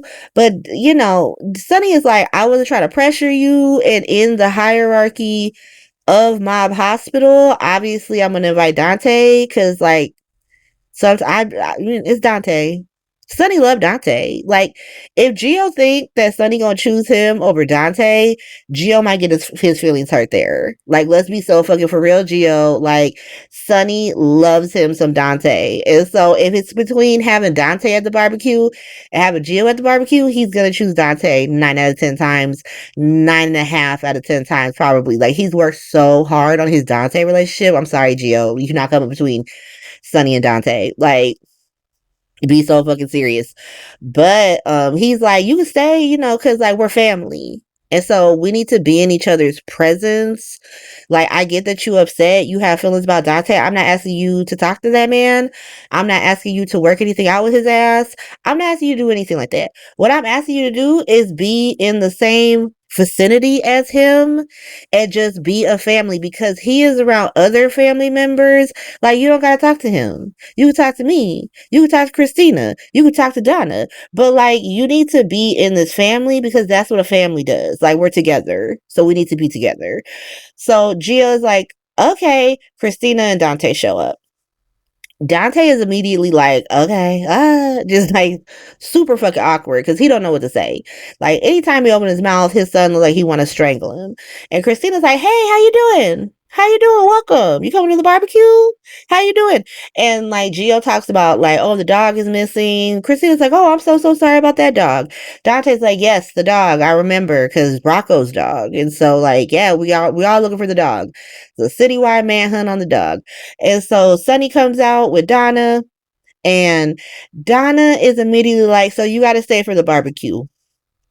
You got to stay for the barbecue." Sonny is busting out, because like, Dante has made this as awkward as you've ever seen, right? Like, Dante, well, he just does not know how.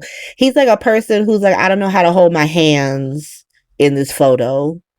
Like, what do I do with my hands?" He's giving that energy. But don't even trip, because we got the OG secret weapon of Mob Hospital, an adorable child to break the tension. And that's now Donna Corinthos. Because like I said, she's just like, "So you gonna stay? You gonna stay for this barbecue? We having bratwurst. We got plenty of buns. Christina just let me know. And so you gotta stay." And it's like, you could try to fight, Donna. You could try to fight this. You will not win. You are already staying. So there's no point of like fighting back on it, because you've already agreed. Like, she has decided you're going to stay. So you're staying. So he agrees to stay, and they all go outside. Christina and Dante hold back. And Christina's like, bruh, what was that? What was that? What just happened there? Because why are you acting like you don't know what to do with your hands? Like, Just talk to the man. What's happening? And Dante's like, well, we got real serious stuff to talk about. We can't be talking about it at the family barbecue over bratwurst. Christina's like, why you gotta talk about serious shit at the family barbecue over bratwurst? Why can't you just talk about baseball? Or the lost dog?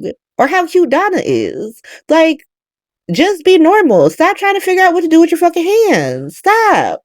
And so the next time we see them, they are outside in the tiniest backyard you've ever seen in your life. This is like a glorified patio. Like, this is not. I know we had a better backyard for Sunny. That's all I'm saying. Like, what is this tiny ass backyard? This is like the side of the house. I assume off screen and behind the fourth wall is the real backyard with like a pool and a waterfall and a slide. But the where we were seeing this table, it was looking like you can't get past the table because like everybody was up against the wall. Like Sunny was up against the wall, Gio was up against the wall, Dante was up against the wall. Like, how could you slide past the table to get to the glorious backyard that's behind the fourth wall? But whatever, y'all know I'd be thinking about stuff too much. But Donna talks about like, ooh, I learned how to do the backstroke. I'm gonna teach the dog how to do backstroke. Christina's like, so yeah, I don't think you can teach your dog how to do that. I don't think its arms work like that. And then Gio's like, also the dog is missing. Dog's missing.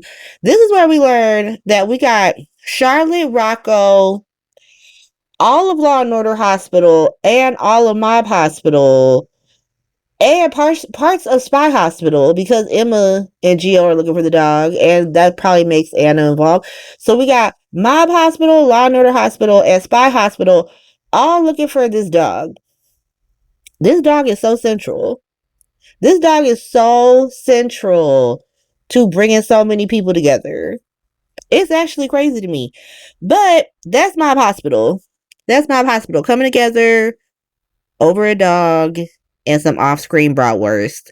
And so let's go to, I'm not ready. I was really, really hoping to put off having to bring up this title card. But we got to go to Monica's hospital. Yes. Yes, it's time. We're at Monica's hospital. I feel like we're going to be at Monica's hospital for at least the next week and a half. Next week will be dedicated to Monica's hospital. I'm probably going to name the episode Monica's Hospital. And so let's start the beginning of Monica's hospital. So Jason, obviously in yesterday's episode, Jason had to tell Tracy that Monica had passed away. And it's as sad as you thought it was going to be. Like, if you thought it was going to be heartbreakingly sad, if you were like, if Steve Burton gonna do one thing, it's invoke some man pain. Jason Morgan and his man pain have been famous for the past 2 decades. And Tracy, Jane Elliott, we knew she was gonna slay.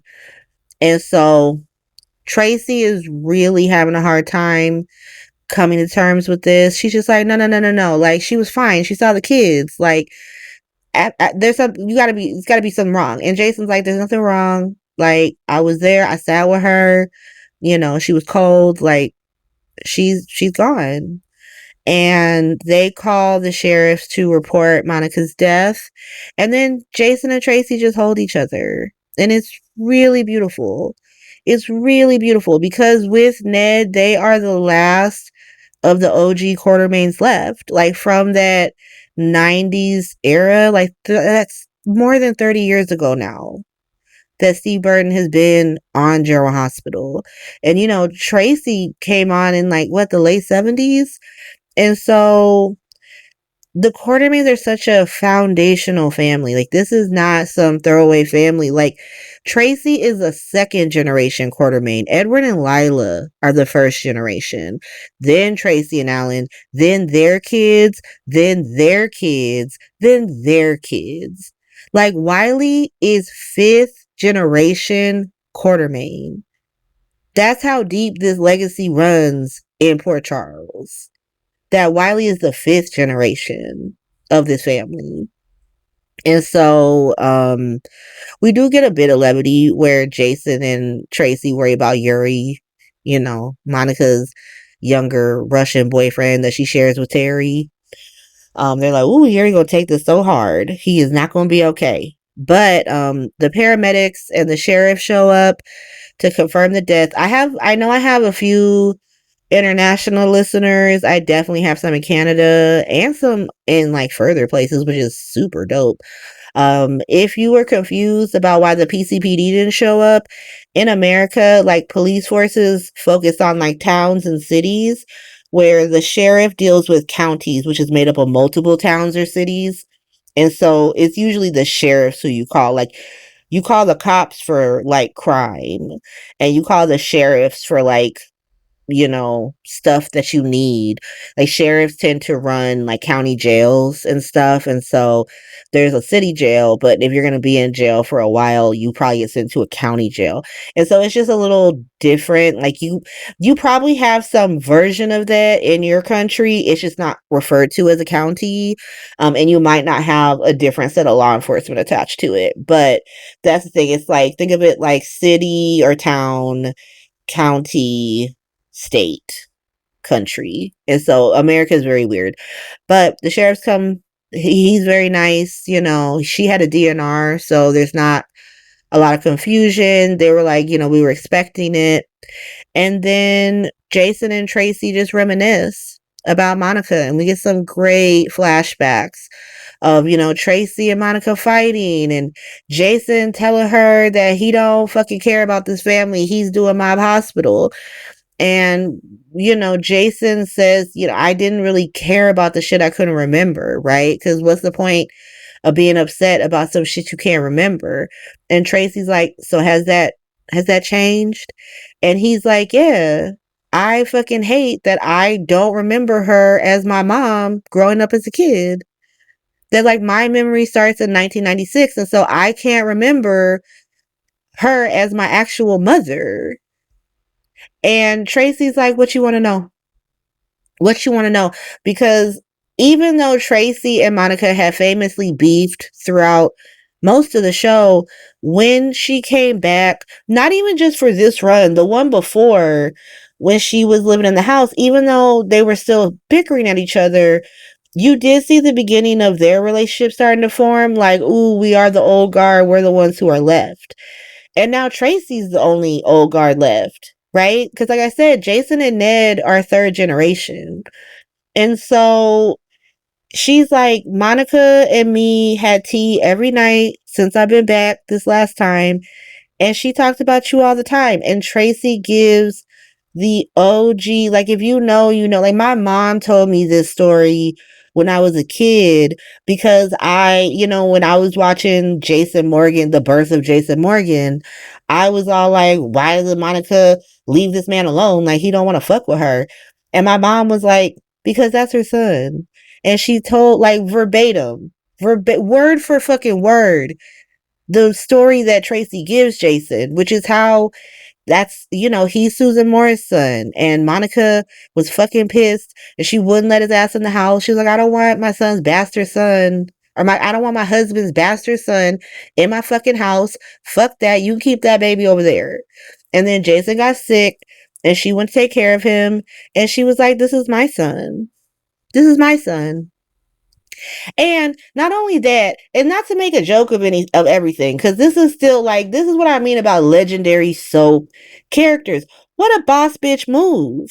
Like, you fuck my husband, you try to steal my husband, I'm gonna steal your son. This is my son now. All right, you in my house. You obviously can't take care of this fucking baby because it's sick. You here with Scott Baldwin, so you don't want my fucking husband.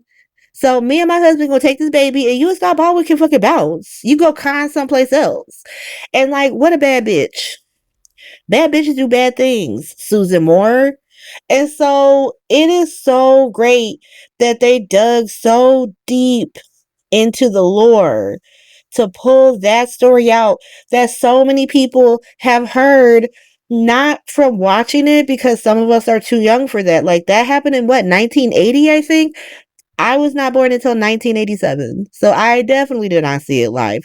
But like, a story that we potentially heard from our parents or our grandparents who did watch it live. And like, losing a character like Monica, you do feel like you're losing a member of your family because she was a part of your life for so long.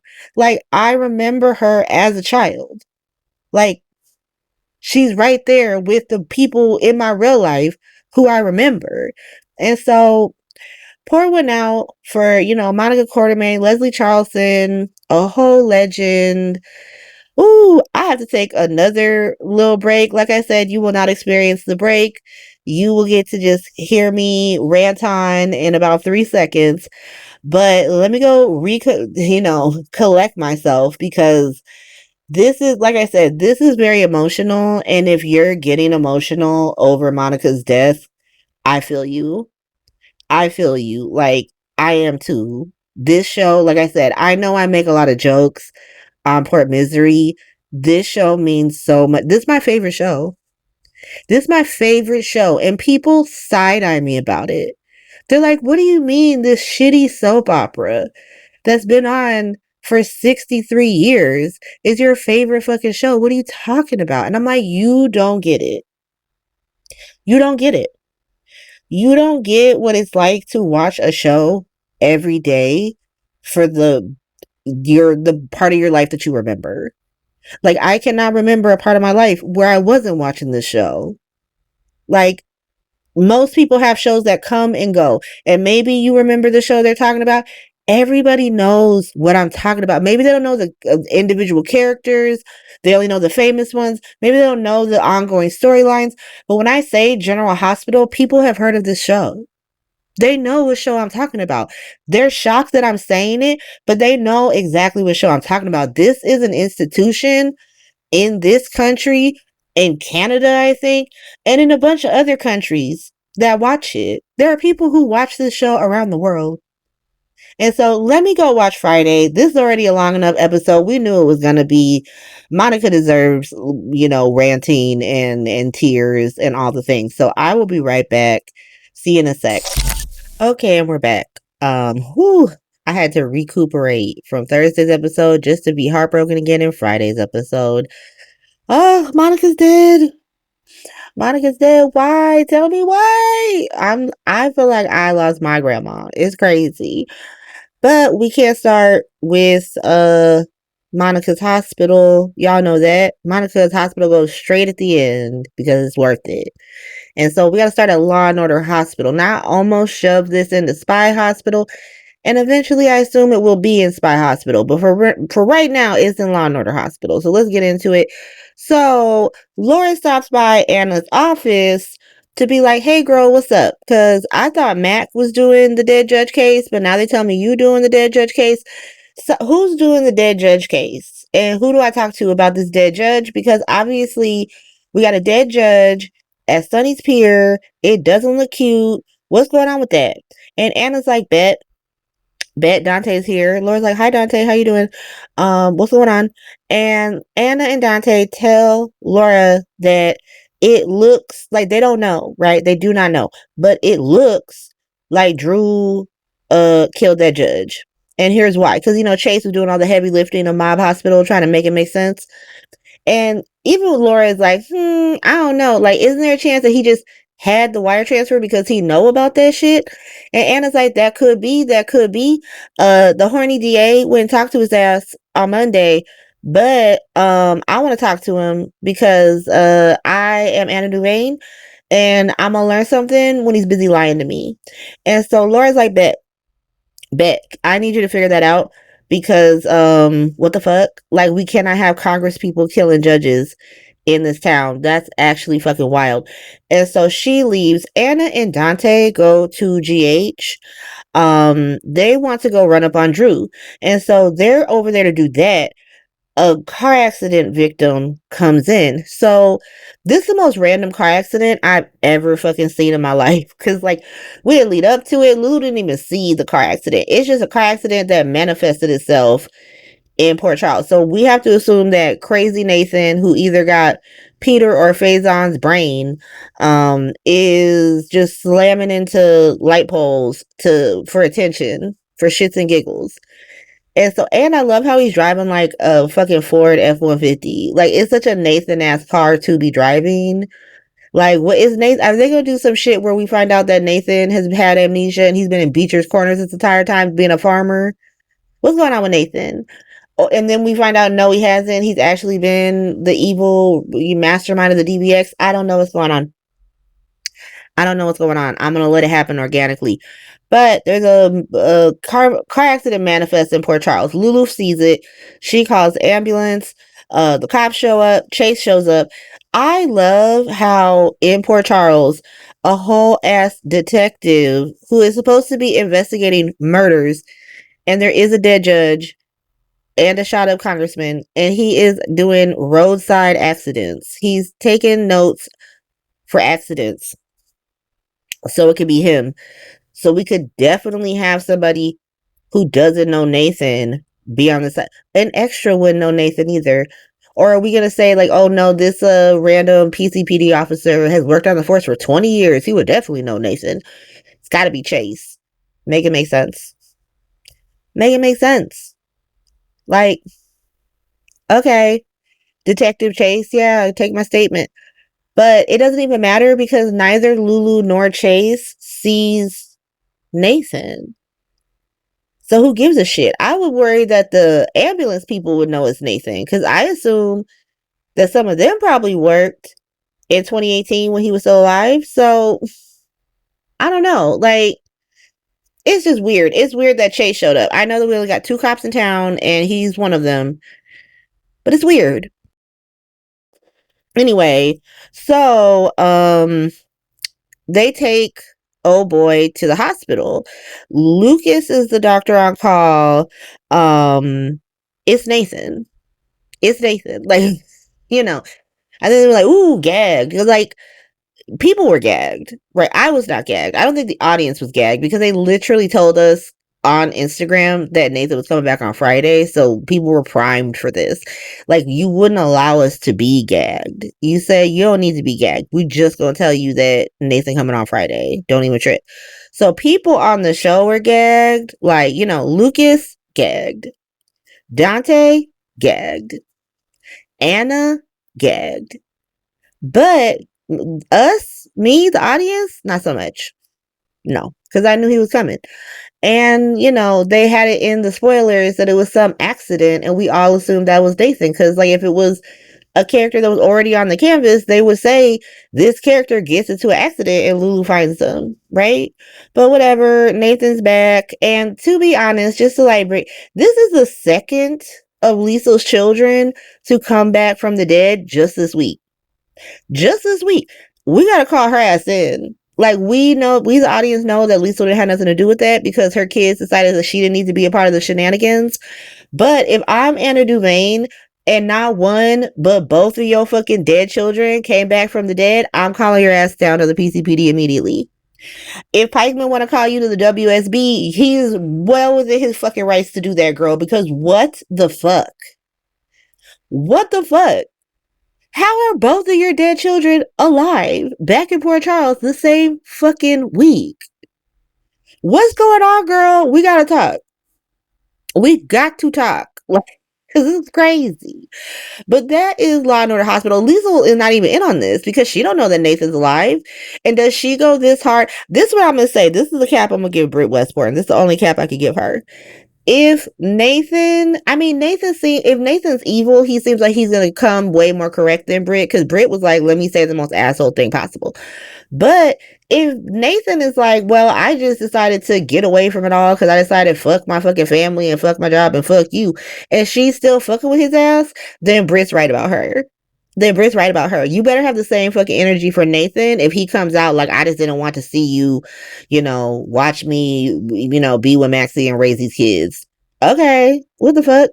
But that's Law and Order Hospital. Let's move away from it. Y'all know how I feel about Law and Order Hospital. So let's go over to Rocco's Dogs Hospital.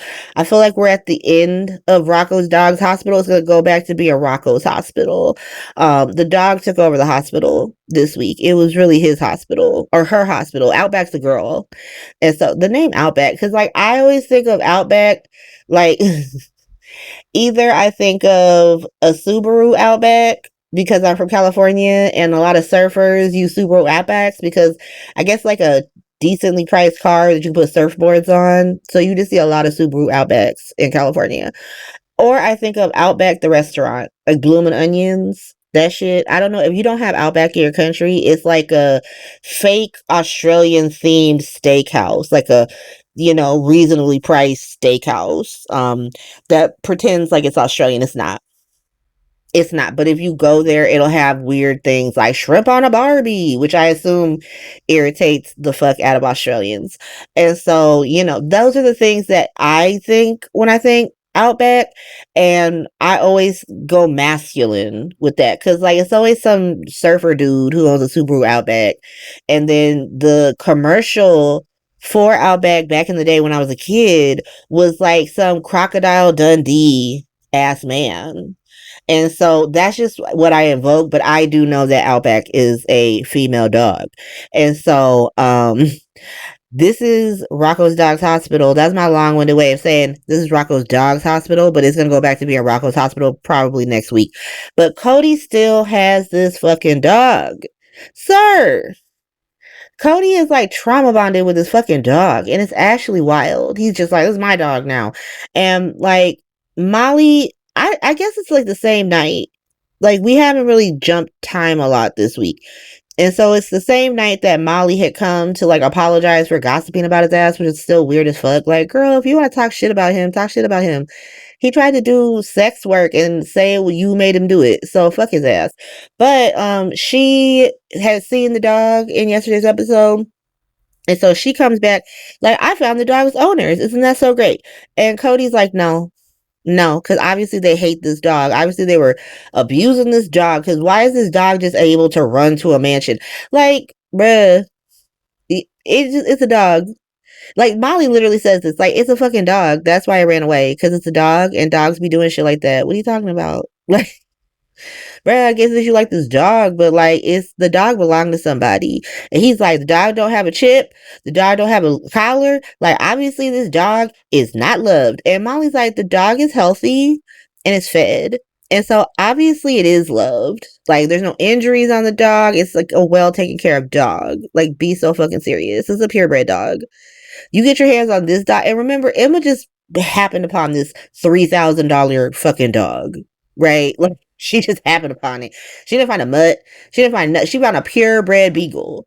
And so, like, Molly's like, be so fucking serious. This is an expensive ass dog. Like, people love this dog, even though, like I said, they got that dog for free. It's a free dog. And so Cody's like, well, I don't know. Gio shows up like, hey, so we're looking for Rocco's dog, Outback. And they already know the dog's name is Outback because, like, Molly had tested it with the dog and they got, like, a professional fucking dog here. So the dog's going to perform. But, Gio's like, we're looking for Rocco's dog, Outback. Like, he's super broken up about it. And now Cody is keeping a dog from a kid. That's what he's doing now. He's keeping children's dogs from them, and now he's the fucking asshole. And so he eventually tells Gio that he got Outback. And so Gio calls. Well, first Gio is like, we're giving a reward for the dog. You want the reward? Cody is just like, nah, I can't take the fucking reward. It's like $10,000. And they tell him it's $10,000. Or Gio tells him that. And he's still like, nah, you keep it because you technically found the dog. Like, I wasn't even gonna give it to you, to be honest. I'm gonna keep this fucking dog. But since like Rocco lives at the Quartermaines, like this was not gonna be a secret he could keep. Eventually, Rocco's gonna be like, is that my dog? What the fuck? Give me my dog back.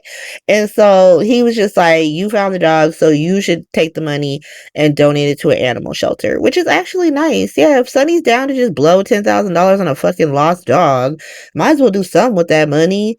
Like, he don't deserve it at that point. And so Molly's like, you did the right thing, and Cody's like, I just did it because you were here, and Molly's like, don't sell yourself short. But Gio calls Emma and is like, hey girl, come down here because I need to talk to you. And Emma was over with Charlotte and Rocco, who were all still looking for the dog. And Emma tells Rocco and Charlotte about the reward and how Sonny's gonna give $10,000. And even Rocco, the child, was like, damn, that's a lot. That's a lot. Like, I know my grandfather was generous, but goddamn. And Charlotte is like the only person with some sense. Cause Charlotte's like, listen to me. We can say that we're gonna give a reward, but what we not gonna do is say how much, because then we're gonna have a bunch of scam artists trying to do whatever, just pass off any fucking dog as his dog. Charlotte, your fugitive lifestyle has really made you the most important part of Rocco's Dogs Hospital. That's A+ for Charlotte, all right? Because that's so fucking real. But Emma gets the call. She takes off. She goes to the Q stables, and Gio got the dog, and she is so happy. She's just so happy. And then they kiss, and it's great. It's very cute, you know, like it's very cute. And so they're doing that. Charlotte and Rocco are at the. I think they're. Are they at? You know what? When I'm editing this, I'll know exactly where they are. So they're here. This is where they are. I assume it's Bobby's because they can't be at that bar. So it's got to be Bobby's. Like, I don't know why. I just see Emma, Charlotte, and Rocco. I do not see where they are. They're like standing in a white void. And so I'm going to say Bobby's because that's the most logical choice, because why would these two minors be at a bar? So they're at Bobby's. But if they're not, I will, you will see, like, this is where they are. But I'm going to say they're at Bobby's. They're at Bobby's after Emma leaves. And Rocco is like, should I have told Emma that Britt's alive? Because I know that they were beefing from back in the day. Like, Emma been beefing with Britt since she was 5. And so should I have told her that her op's back? And Charlotte was like, nah, she got a lot to deal with. She seems to be more broken up about this dog than we are. And so she's like, you probably did the right thing. And then Charlotte is like, so you know how I was like back when we were talking about my dad and Britt, and I was like, we got to manage our mom. We shouldn't talk to her. You should maybe talk to her, because like I talked to her and she's super down and supportive of me and my dad. See, this is why you did this, Lulu, because now your kids trust you. They trust you and they're going to take your advice. And so like, this is like the first entryway into being able to have your daughter's ear, and then eventually your son. But Charlotte's already doing the heavy lifting, because she's like, you should just talk to mom, because she gets it. Like, she's down. And maybe she'll let you see Britt. And Rocco drops that he's not actually trying to see Britt. He wasn't trying to see her. He liked that she was dead, because then he could like investigate her. He could like make up his own little fantasies about her. But now that she's like a weirdo bitch who comes back who fakes her own death, and he has to deal with that. Now he don't know. He don't know, because now he's only like it. I imagine that, with Liesel, he could like sort of reminisce with her and be like, oh wow, Britt was such a secretly nice person. But now that she's back, he's got to deal with like the nasty realities of Britt Westbourne and what she did to his parents and how he came into the world and all this other shit that she did, and the fact that she faked her own death. Like, that shit's weird as fuck. And so, good luck, Rocco. Good luck. Like I said, it sucks that dog just like successfully parent trapped Gio and Emma. And now we got to make it your hospital again. And you got to deal with the weird ass situation of Britt and the Westbournes coming back from the fucking dead. Like, jeez. Why? Why are all the Westbournes just coming back from the dead one by one? Is Madeline next? Is Donna Mills about to show up? What's going on? And so let's go over to hospital really quick. So it's just a little snippet of hospital, and then delusional hospital, because we got to do that. We got the top, like Law and Order Hospital and Rocco's Dogs Hospital were so separated from Monica's hospital, but hospital and delusional hospital connect directly to it. So that's the order there. But let's do hospital. So Liz is telling Lucas about Britt being in a meeting with Portia and Terry, complaining about her trying to get her job back when she was out here faking her death through a medical fraud, when they find out that Monica died. And, they reminisce. There's a lot of reminiscing in this episode, which I don't mind. There needed to be. Like, was some of the dialogue a bit heavy-handed? Probably. But, it's okay to go over the top when we're trying to honor a whole ass legend. like Leslie Charleston's Monica Quartermaine. And so they're reminiscing about Monica. Danny had come to the hospital. He decided to go to the epicenter of Delusional Hospital. So now we're at Delusional Hospital. Welcome, everyone. Welcome to Delusional Hospital. So Danny decides to go see Drew and ask him to let Scout see him and the rest of her family. And Drew is just being a whole asshole about it. He's just like, no. And you know what? I think you're a good kid, but your daddy ain't shit, and that's why it's got to be like that. And so Danny's like, okay, so you don't want her to see me, but why can't she just come to the house? Like, I don't even have to be there. Like, the house is big, and so I don't have to see her. She can go see Grandma Monica. What's the problem? And Drew is like, well, Monica banned me from the house, and I'm not about to have my daughter someplace that I can't go. Now, I can feel him if he wasn't being such a dick about this. Like, you know why you can't be there. Like, stop acting like you're being discriminated against. Like, you know why Monica don't want you in that house. Like, you being a whole asshole. You, like, completely decided to declare psychological warfare on the whole town. Like, you have gone outside of Mob Hospital, and now you just attacking other iterations of General Hospital. But you confused about why you not invited to family dinners on Sunday. Okay.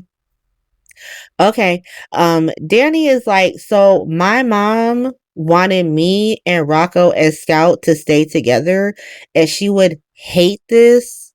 This will break her heart, and she would hate you. And I hope you know that. And I hope you're cool with it. Because the ghost of Sam don't fuck with you either. Maybe she did it. That's why she's on the tier list, to be honest. If anyone's like, why is Sam on the tier list? That's her ghost. And because ghosts are canon in Port Charles. So she could have done it, to be honest. I would love that shit.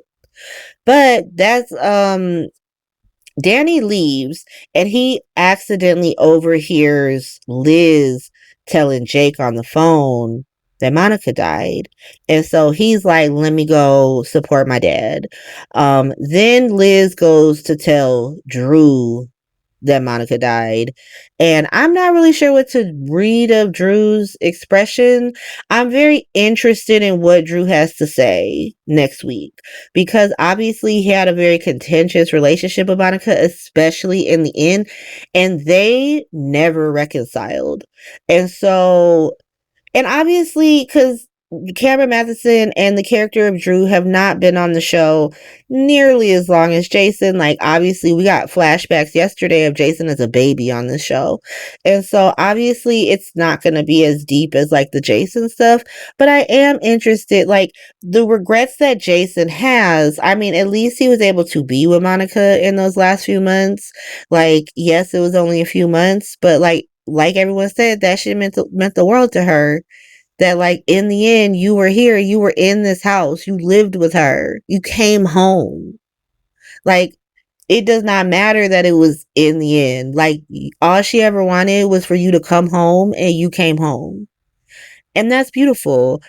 But Drew, he never reconciled with her. And she was very welcoming. She was like, if I had known about you, if Susan Moore wasn't such a raggedy fucking bitch, and he's really cosplaying her right now, because I went and read about the Susan Moore stuff, and she was blackmailing the Quartermaines and doing sus that shit, getting herself got. And so, you know, he's really on his mama's time right now. But, you know, he never got a chance to reconcile with Monica. They died beefing. After she was like, if I had known about you, I would have taken you too. Like, I would have had 3 sons. And I do have 3 sons. And you my son. Let's go. Drew broke that. And the fact, like, he's just never even apologized for it. Like, you broke this family and you're upset that the family isn't standing behind you when you broke it. Like, if you were outside ruining other people's families, then maybe we could stand behind you, but you broke our family. And now you're like, well, Jason gets to do other stuff. Jason wasn't fucking his nephew's wife. Be so fucking serious, Drew. Like, and so I am actually quite interested in how Drew feels about this. I did read some stuff that Cameron Matheson has said, where he said that Monica's death is not going to soften him in any fucking way, shape, or form, which I don't necessarily need. I don't need that. I'm interested in like what he says in the quiet moments, right? Like Drew should be getting a lot of monologues, just like a lot of time by himself so he could be a real human being. Because obviously he got to be a monstrous asshole around like 90% of the cast now. But if like there's a moment where he like sneaks into the crypt or something like that and he's just with Monica, like they should tell. I mean, they probably did, and I'm just like wait for the fucking show. But if they didn't, that's gonna be my main complaint, that like you got to give him more perspective besides being an asshole. That's not okay. Like, and I think Britt needs more perspective outside of being an asshole, but she gets way more than fucking Drew does. Like, she gets to express her regrets in like facially and in words and shit, where like Drew really standing 10 toes down. Like, I ain't do nothing wrong. I've never done nothing wrong. Like, if Jason Morgan's out here committing crime like that, I've never done anything wrong. And so all I'm saying is, like, you got to give him more quiet moments. You got to give him moments on the dock, like Britt was on the dock, feeling bad for what she did. That's all I'm saying. But let's do it. I have been avoiding this. Let's go to Monica's hospital. Monica's hospital. So people start learning about Monica's death. Obviously, we already know that Liz and Lucas have found out. I guess they had written like an obituary already. Like, that shit already hit the papers. Like, damn. But the Qs start to learn. And so Jason goes to the gatehouse to mourn Monica because of what Tracy had told him in yesterday's episode about her getting him from the gatehouse. And Michael finds him there. And he doesn't at first understand why Jason's upset. He just assumes that he found out about Drew getting got and that Michael was like probably the number one suspect. And he was like, bruh, it's gonna be fine. Like, don't even trip about that. Like, I got that. And Jason has to tell him, like, nah, I'm not worried about that. Monica passed away. And obviously Michael is very upset because Michael is very close to Monica. He has lived at the Quartermaine mansion for the past decade.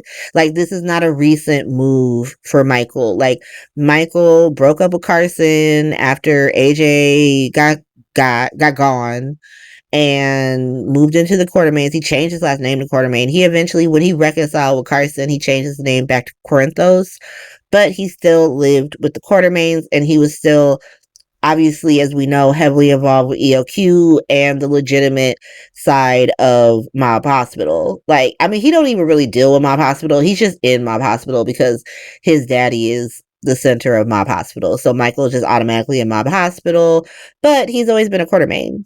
And it's always been known that he's a Quartermaine. Nobody ever hid from him that he was AJ's son. They just kept him from the Quartermaines, but which I'm going to get into. But Michael is very upset because Willow and her villainy kept him from seeing Monica that day, because he usually goes and takes Wiley to see Monica, but Willow came by acting crazy and delusional, and so he had to read her ass with Tracy, and so neither of them got to see Monica in the end. I mean, Jason didn't either because he was busy dealing with Britt's ass and Carly, but none of these people got to see Monica. She died by herself. It's so Tracy does point out that she was happy that Monica's last memory was with her granddaughter and her great-grandson. And so, she had a really good memory. But none of these people were there because they were busy dealing with the weirdest fucking chicanery you've ever seen in your goddamn life. Like, Michael got to sit and tell Willow that she ain't shit because she don't know how to stay in the fucking car while a little girl goes up to a door she's familiar with, go see her grandma real quick. She got to come with her. Like, Jason chose to go see Carly to talk, I guess, to tell her that Britt was there. I've already forgotten why Jason and Carly were together when he came home to find Monica had passed away, because it doesn't matter. He should have been home. He should have been home. And that's also what makes this story powerful. to be honest, the regret, because of how long the show has been on and because of how long these characters have been on. But Jason's like, Monica loved you, and she wasn't worried about that. She knew that like you loved her, and he tells Michael that he has regrets of keeping him from her and the cues as he was growing when he was growing up. That like now that he has had the time and the space to really think about how much the Quartermaines do really love each other, like what a strong family they are. Like they are dysfunctional, so is every other fucking family on this show, but it doesn't mean they don't love each other. And now he feels regret about that. And Michael is like, listen, obviously I didn't grow up with her, but we had a really close bond, and like you shouldn't be upset about that, because like I've loved the past decade that I got to spend with her. And she met my children, and they were she was a great grandmother to them, and it was a very beautiful moment. And he ends up leaving to go be with the family up at the house, and Jason stays to sort of like continue trying to be close to Monica. And Danny comes home and like essentially supports his dad. And it's so sad because like both Jason and Danny have lost their mothers within a year of each other. Like Sam died on Halloween, and we're late September. And so within 11 months of each other, they lost their mom. And so it's just so sad. Tracy's up at the house. She had called Ned in Brooklyn home from work, and she tells them that Monica passed away, and they reminisce about Monica and how she was the heart of the family, how welcoming she was. And it's so beautiful. Like you could just tell, because Jane Elliott had worked with Leslie Charleston for so long, right?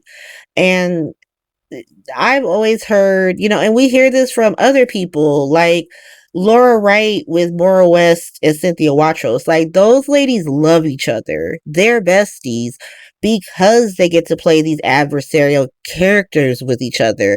And like how you end up being like closer to your rival on the show. Kelly and Becky talked about this, how they're really close, just because like when you're doing these really heavy scenes where you got to be in someone's face, you got to be saying terrible things to them and like just have this really bad energy, you do want to make sure that they know that like I don't really feel this way about you. This was acting, right? Like we love each other. And so Jane and Leslie were really, really close, like just as close as Monica and Tracy were in the end. And it's just this really beautiful moment where she tells Ned in Brooklyn that, essentially that she got the watch. Like, you go rest, girl, because I got it. And it's just so beautiful. Like, ooh, I'm getting emotional again. But Brooklyn tells her grandmother that she's going to help her plan the funeral. Tracy's like, I got to make all the decisions. Like, I got to make all the decisions, girl, but like, you could be here with me. And then Michael comes in and thanks Tracy for essentially being Monica's best friend and greatest adversary. Like, you kept it interesting. Like, you were probably the love of that woman's life. Y'all were each other's, love each other. Like, y'all were soulmates, to be honest. And Tracy essentially gives him the like Mufasa, everything the light touches is yours speech, right? Like this, everything here is yours. This is your house now. Like it was Monica's house. It's Michael's house now. We're going to see. We're going to see, just because we know Martin has got some weird plan up his sleeve, and now he's teaming up with Drew again. So he's back on the side of evil. So who knows what's about to happen. Also, just to get some levity back in this episode, because obviously it's hard to, I don't want to tell jokes about Monica. What a whole legendary character we just lost. But I kind of loved Ned and Brooklyn's face when Tracy said that everything was Michael's, because they really did kind of look at him like, so we can still live here rent free, right? Because like I don't want to pay rent and I don't want to move, to be honest. Like us and Monica, we had like a whole like situation, because Ned really be beefing with Michael, and he really got to think about that. If this becomes Michael's house, he really got to think about that. Like, let's be so serious. But that is the episode. That is the week. Like, before I end it, I just want to say, I just thought that this was done so well. I thought it was so genius to frame this around Tracy and Jason, around the two characters who are still left, who have so many regrets when it comes to Monica. Like, Tracy obviously regrets. She says that I used to tell Monica she wasn't fit to be a Quartermaine, and I was wrong. Like, I was wrong. Like, she is the center of our fucking family. And so, like, this family's devastated. And then obviously Jason, and like, some people, like, I obviously love Mob Hospital. It's not for everybody. What I will say is that, like, what makes these scenes for me so meaningful when it comes to Jason Morgan and Steve Burton in particular is that, like, he spent 30 years in Mob Hospital only to realize that his family loved him the whole time. Like, that's heartbreaking that you had 30 years. You know, Alan died, what, 10 years after Jason had his accident? A little over 10 years. Monica's like a little under 30 years. You had like a decade or 3 to reconcile with people, to get the tea, to learn the memories that you had lost, to reconnect. And you didn't do that until the last like 8 months of this woman's life. And so you had to squeeze 30 years into 8 months. You didn't do it. You know you didn't do it. And like, you didn't have every conversation you could have had with her. You have so many questions that will never get answered, right? Being at Mob Hospital for 30 years is what makes this so heartbreaking, right? Because like, it's the regret. And it's not a regret that leads to like, I blame Sonny and Carly. Once more, Jason Morgan has always been a character that is about personal responsibility. And so he is upset about his choices, not about other people's choices. These are his choices. These are the choices he decided to make. He decided to stay away. He decided to change his name. He decided to keep Michael away. Like, if he wasn't back in Carson, they wouldn't have had a leg to stand on. Right? Like, he was just as down. They didn't have to convince. He was already on some, we got to keep this baby from the Quartermaines. They didn't have to convince him of that. That shit was his idea. Like, fuck these people. And now he sees Michael fit into the family, be a part of the fold, and realize and be safer, to be honest. Like, and y'all know I love Mob Hospital, but he's safer with the Quartermaines.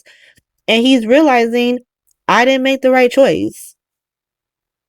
I didn't make the right choice. Carson learned that lesson when AJ came back, right? Because like, they lost Michael for a second. Michael was pulling a gun on Sonny and shit. He wasn't talking to Carly for months and months and months. He took Avery. So they've already learned that they were wrong for trying to keep AJ from Michael, and it bit them in the ass. Jason has never actually learned that lesson. Jason, for all intents and purposes, has still been standing on, I did what I needed to do. To be honest, like, y'all weren't shit. And maybe y'all got better in your old age, but like, back then you weren't shit. And so I took this baby. What's good? We are now seeing Jason have that realization that Carson had in 2015 that like, I fucked up. I fucked up. I shouldn't have kept him from them. And now like, he has questions that he won't get answered. Like, not only do I have fucking questions, he has questions. And so I thought that this week was so well done. A lot of really good things happen across the show. Even the stuff I'm not isn't my favorite stuff, I still think has been done really well. Like, Spy Hospital's not my favorite stuff. I think Britt's an asshole, but Kelly's killing it. Obviously, I loved Nina standing up to Willow. I loved Willow standing up to Michael and Tracy, even though she looked crazy as hell, but like, give her some agency, right? Like, at the end of this, I want Willow to crash and burn because of what Willow did, not because of what Drew did. We got Drew still choosing evil, but I'm looking forward to seeing some monologuing next week. Let's see if we get it. And then, of course, the Gemma kiss. We got a Gemma kiss. Kai and Trina reunited. And then, of course, Monica passed away, and that was beautifully done. And so, I don't know how, I feel like in the first half, this was probably a very funny episode potentially, but I don't know how funny I can make it on the second half, because obviously we're dealing with Monica's passing. But obviously, thank you for listening. If you like this, feel free to like it and subscribe. If you're listening on Apple Podcasts or Spotify, give me 5 stars, and I'll see you next week. Bye.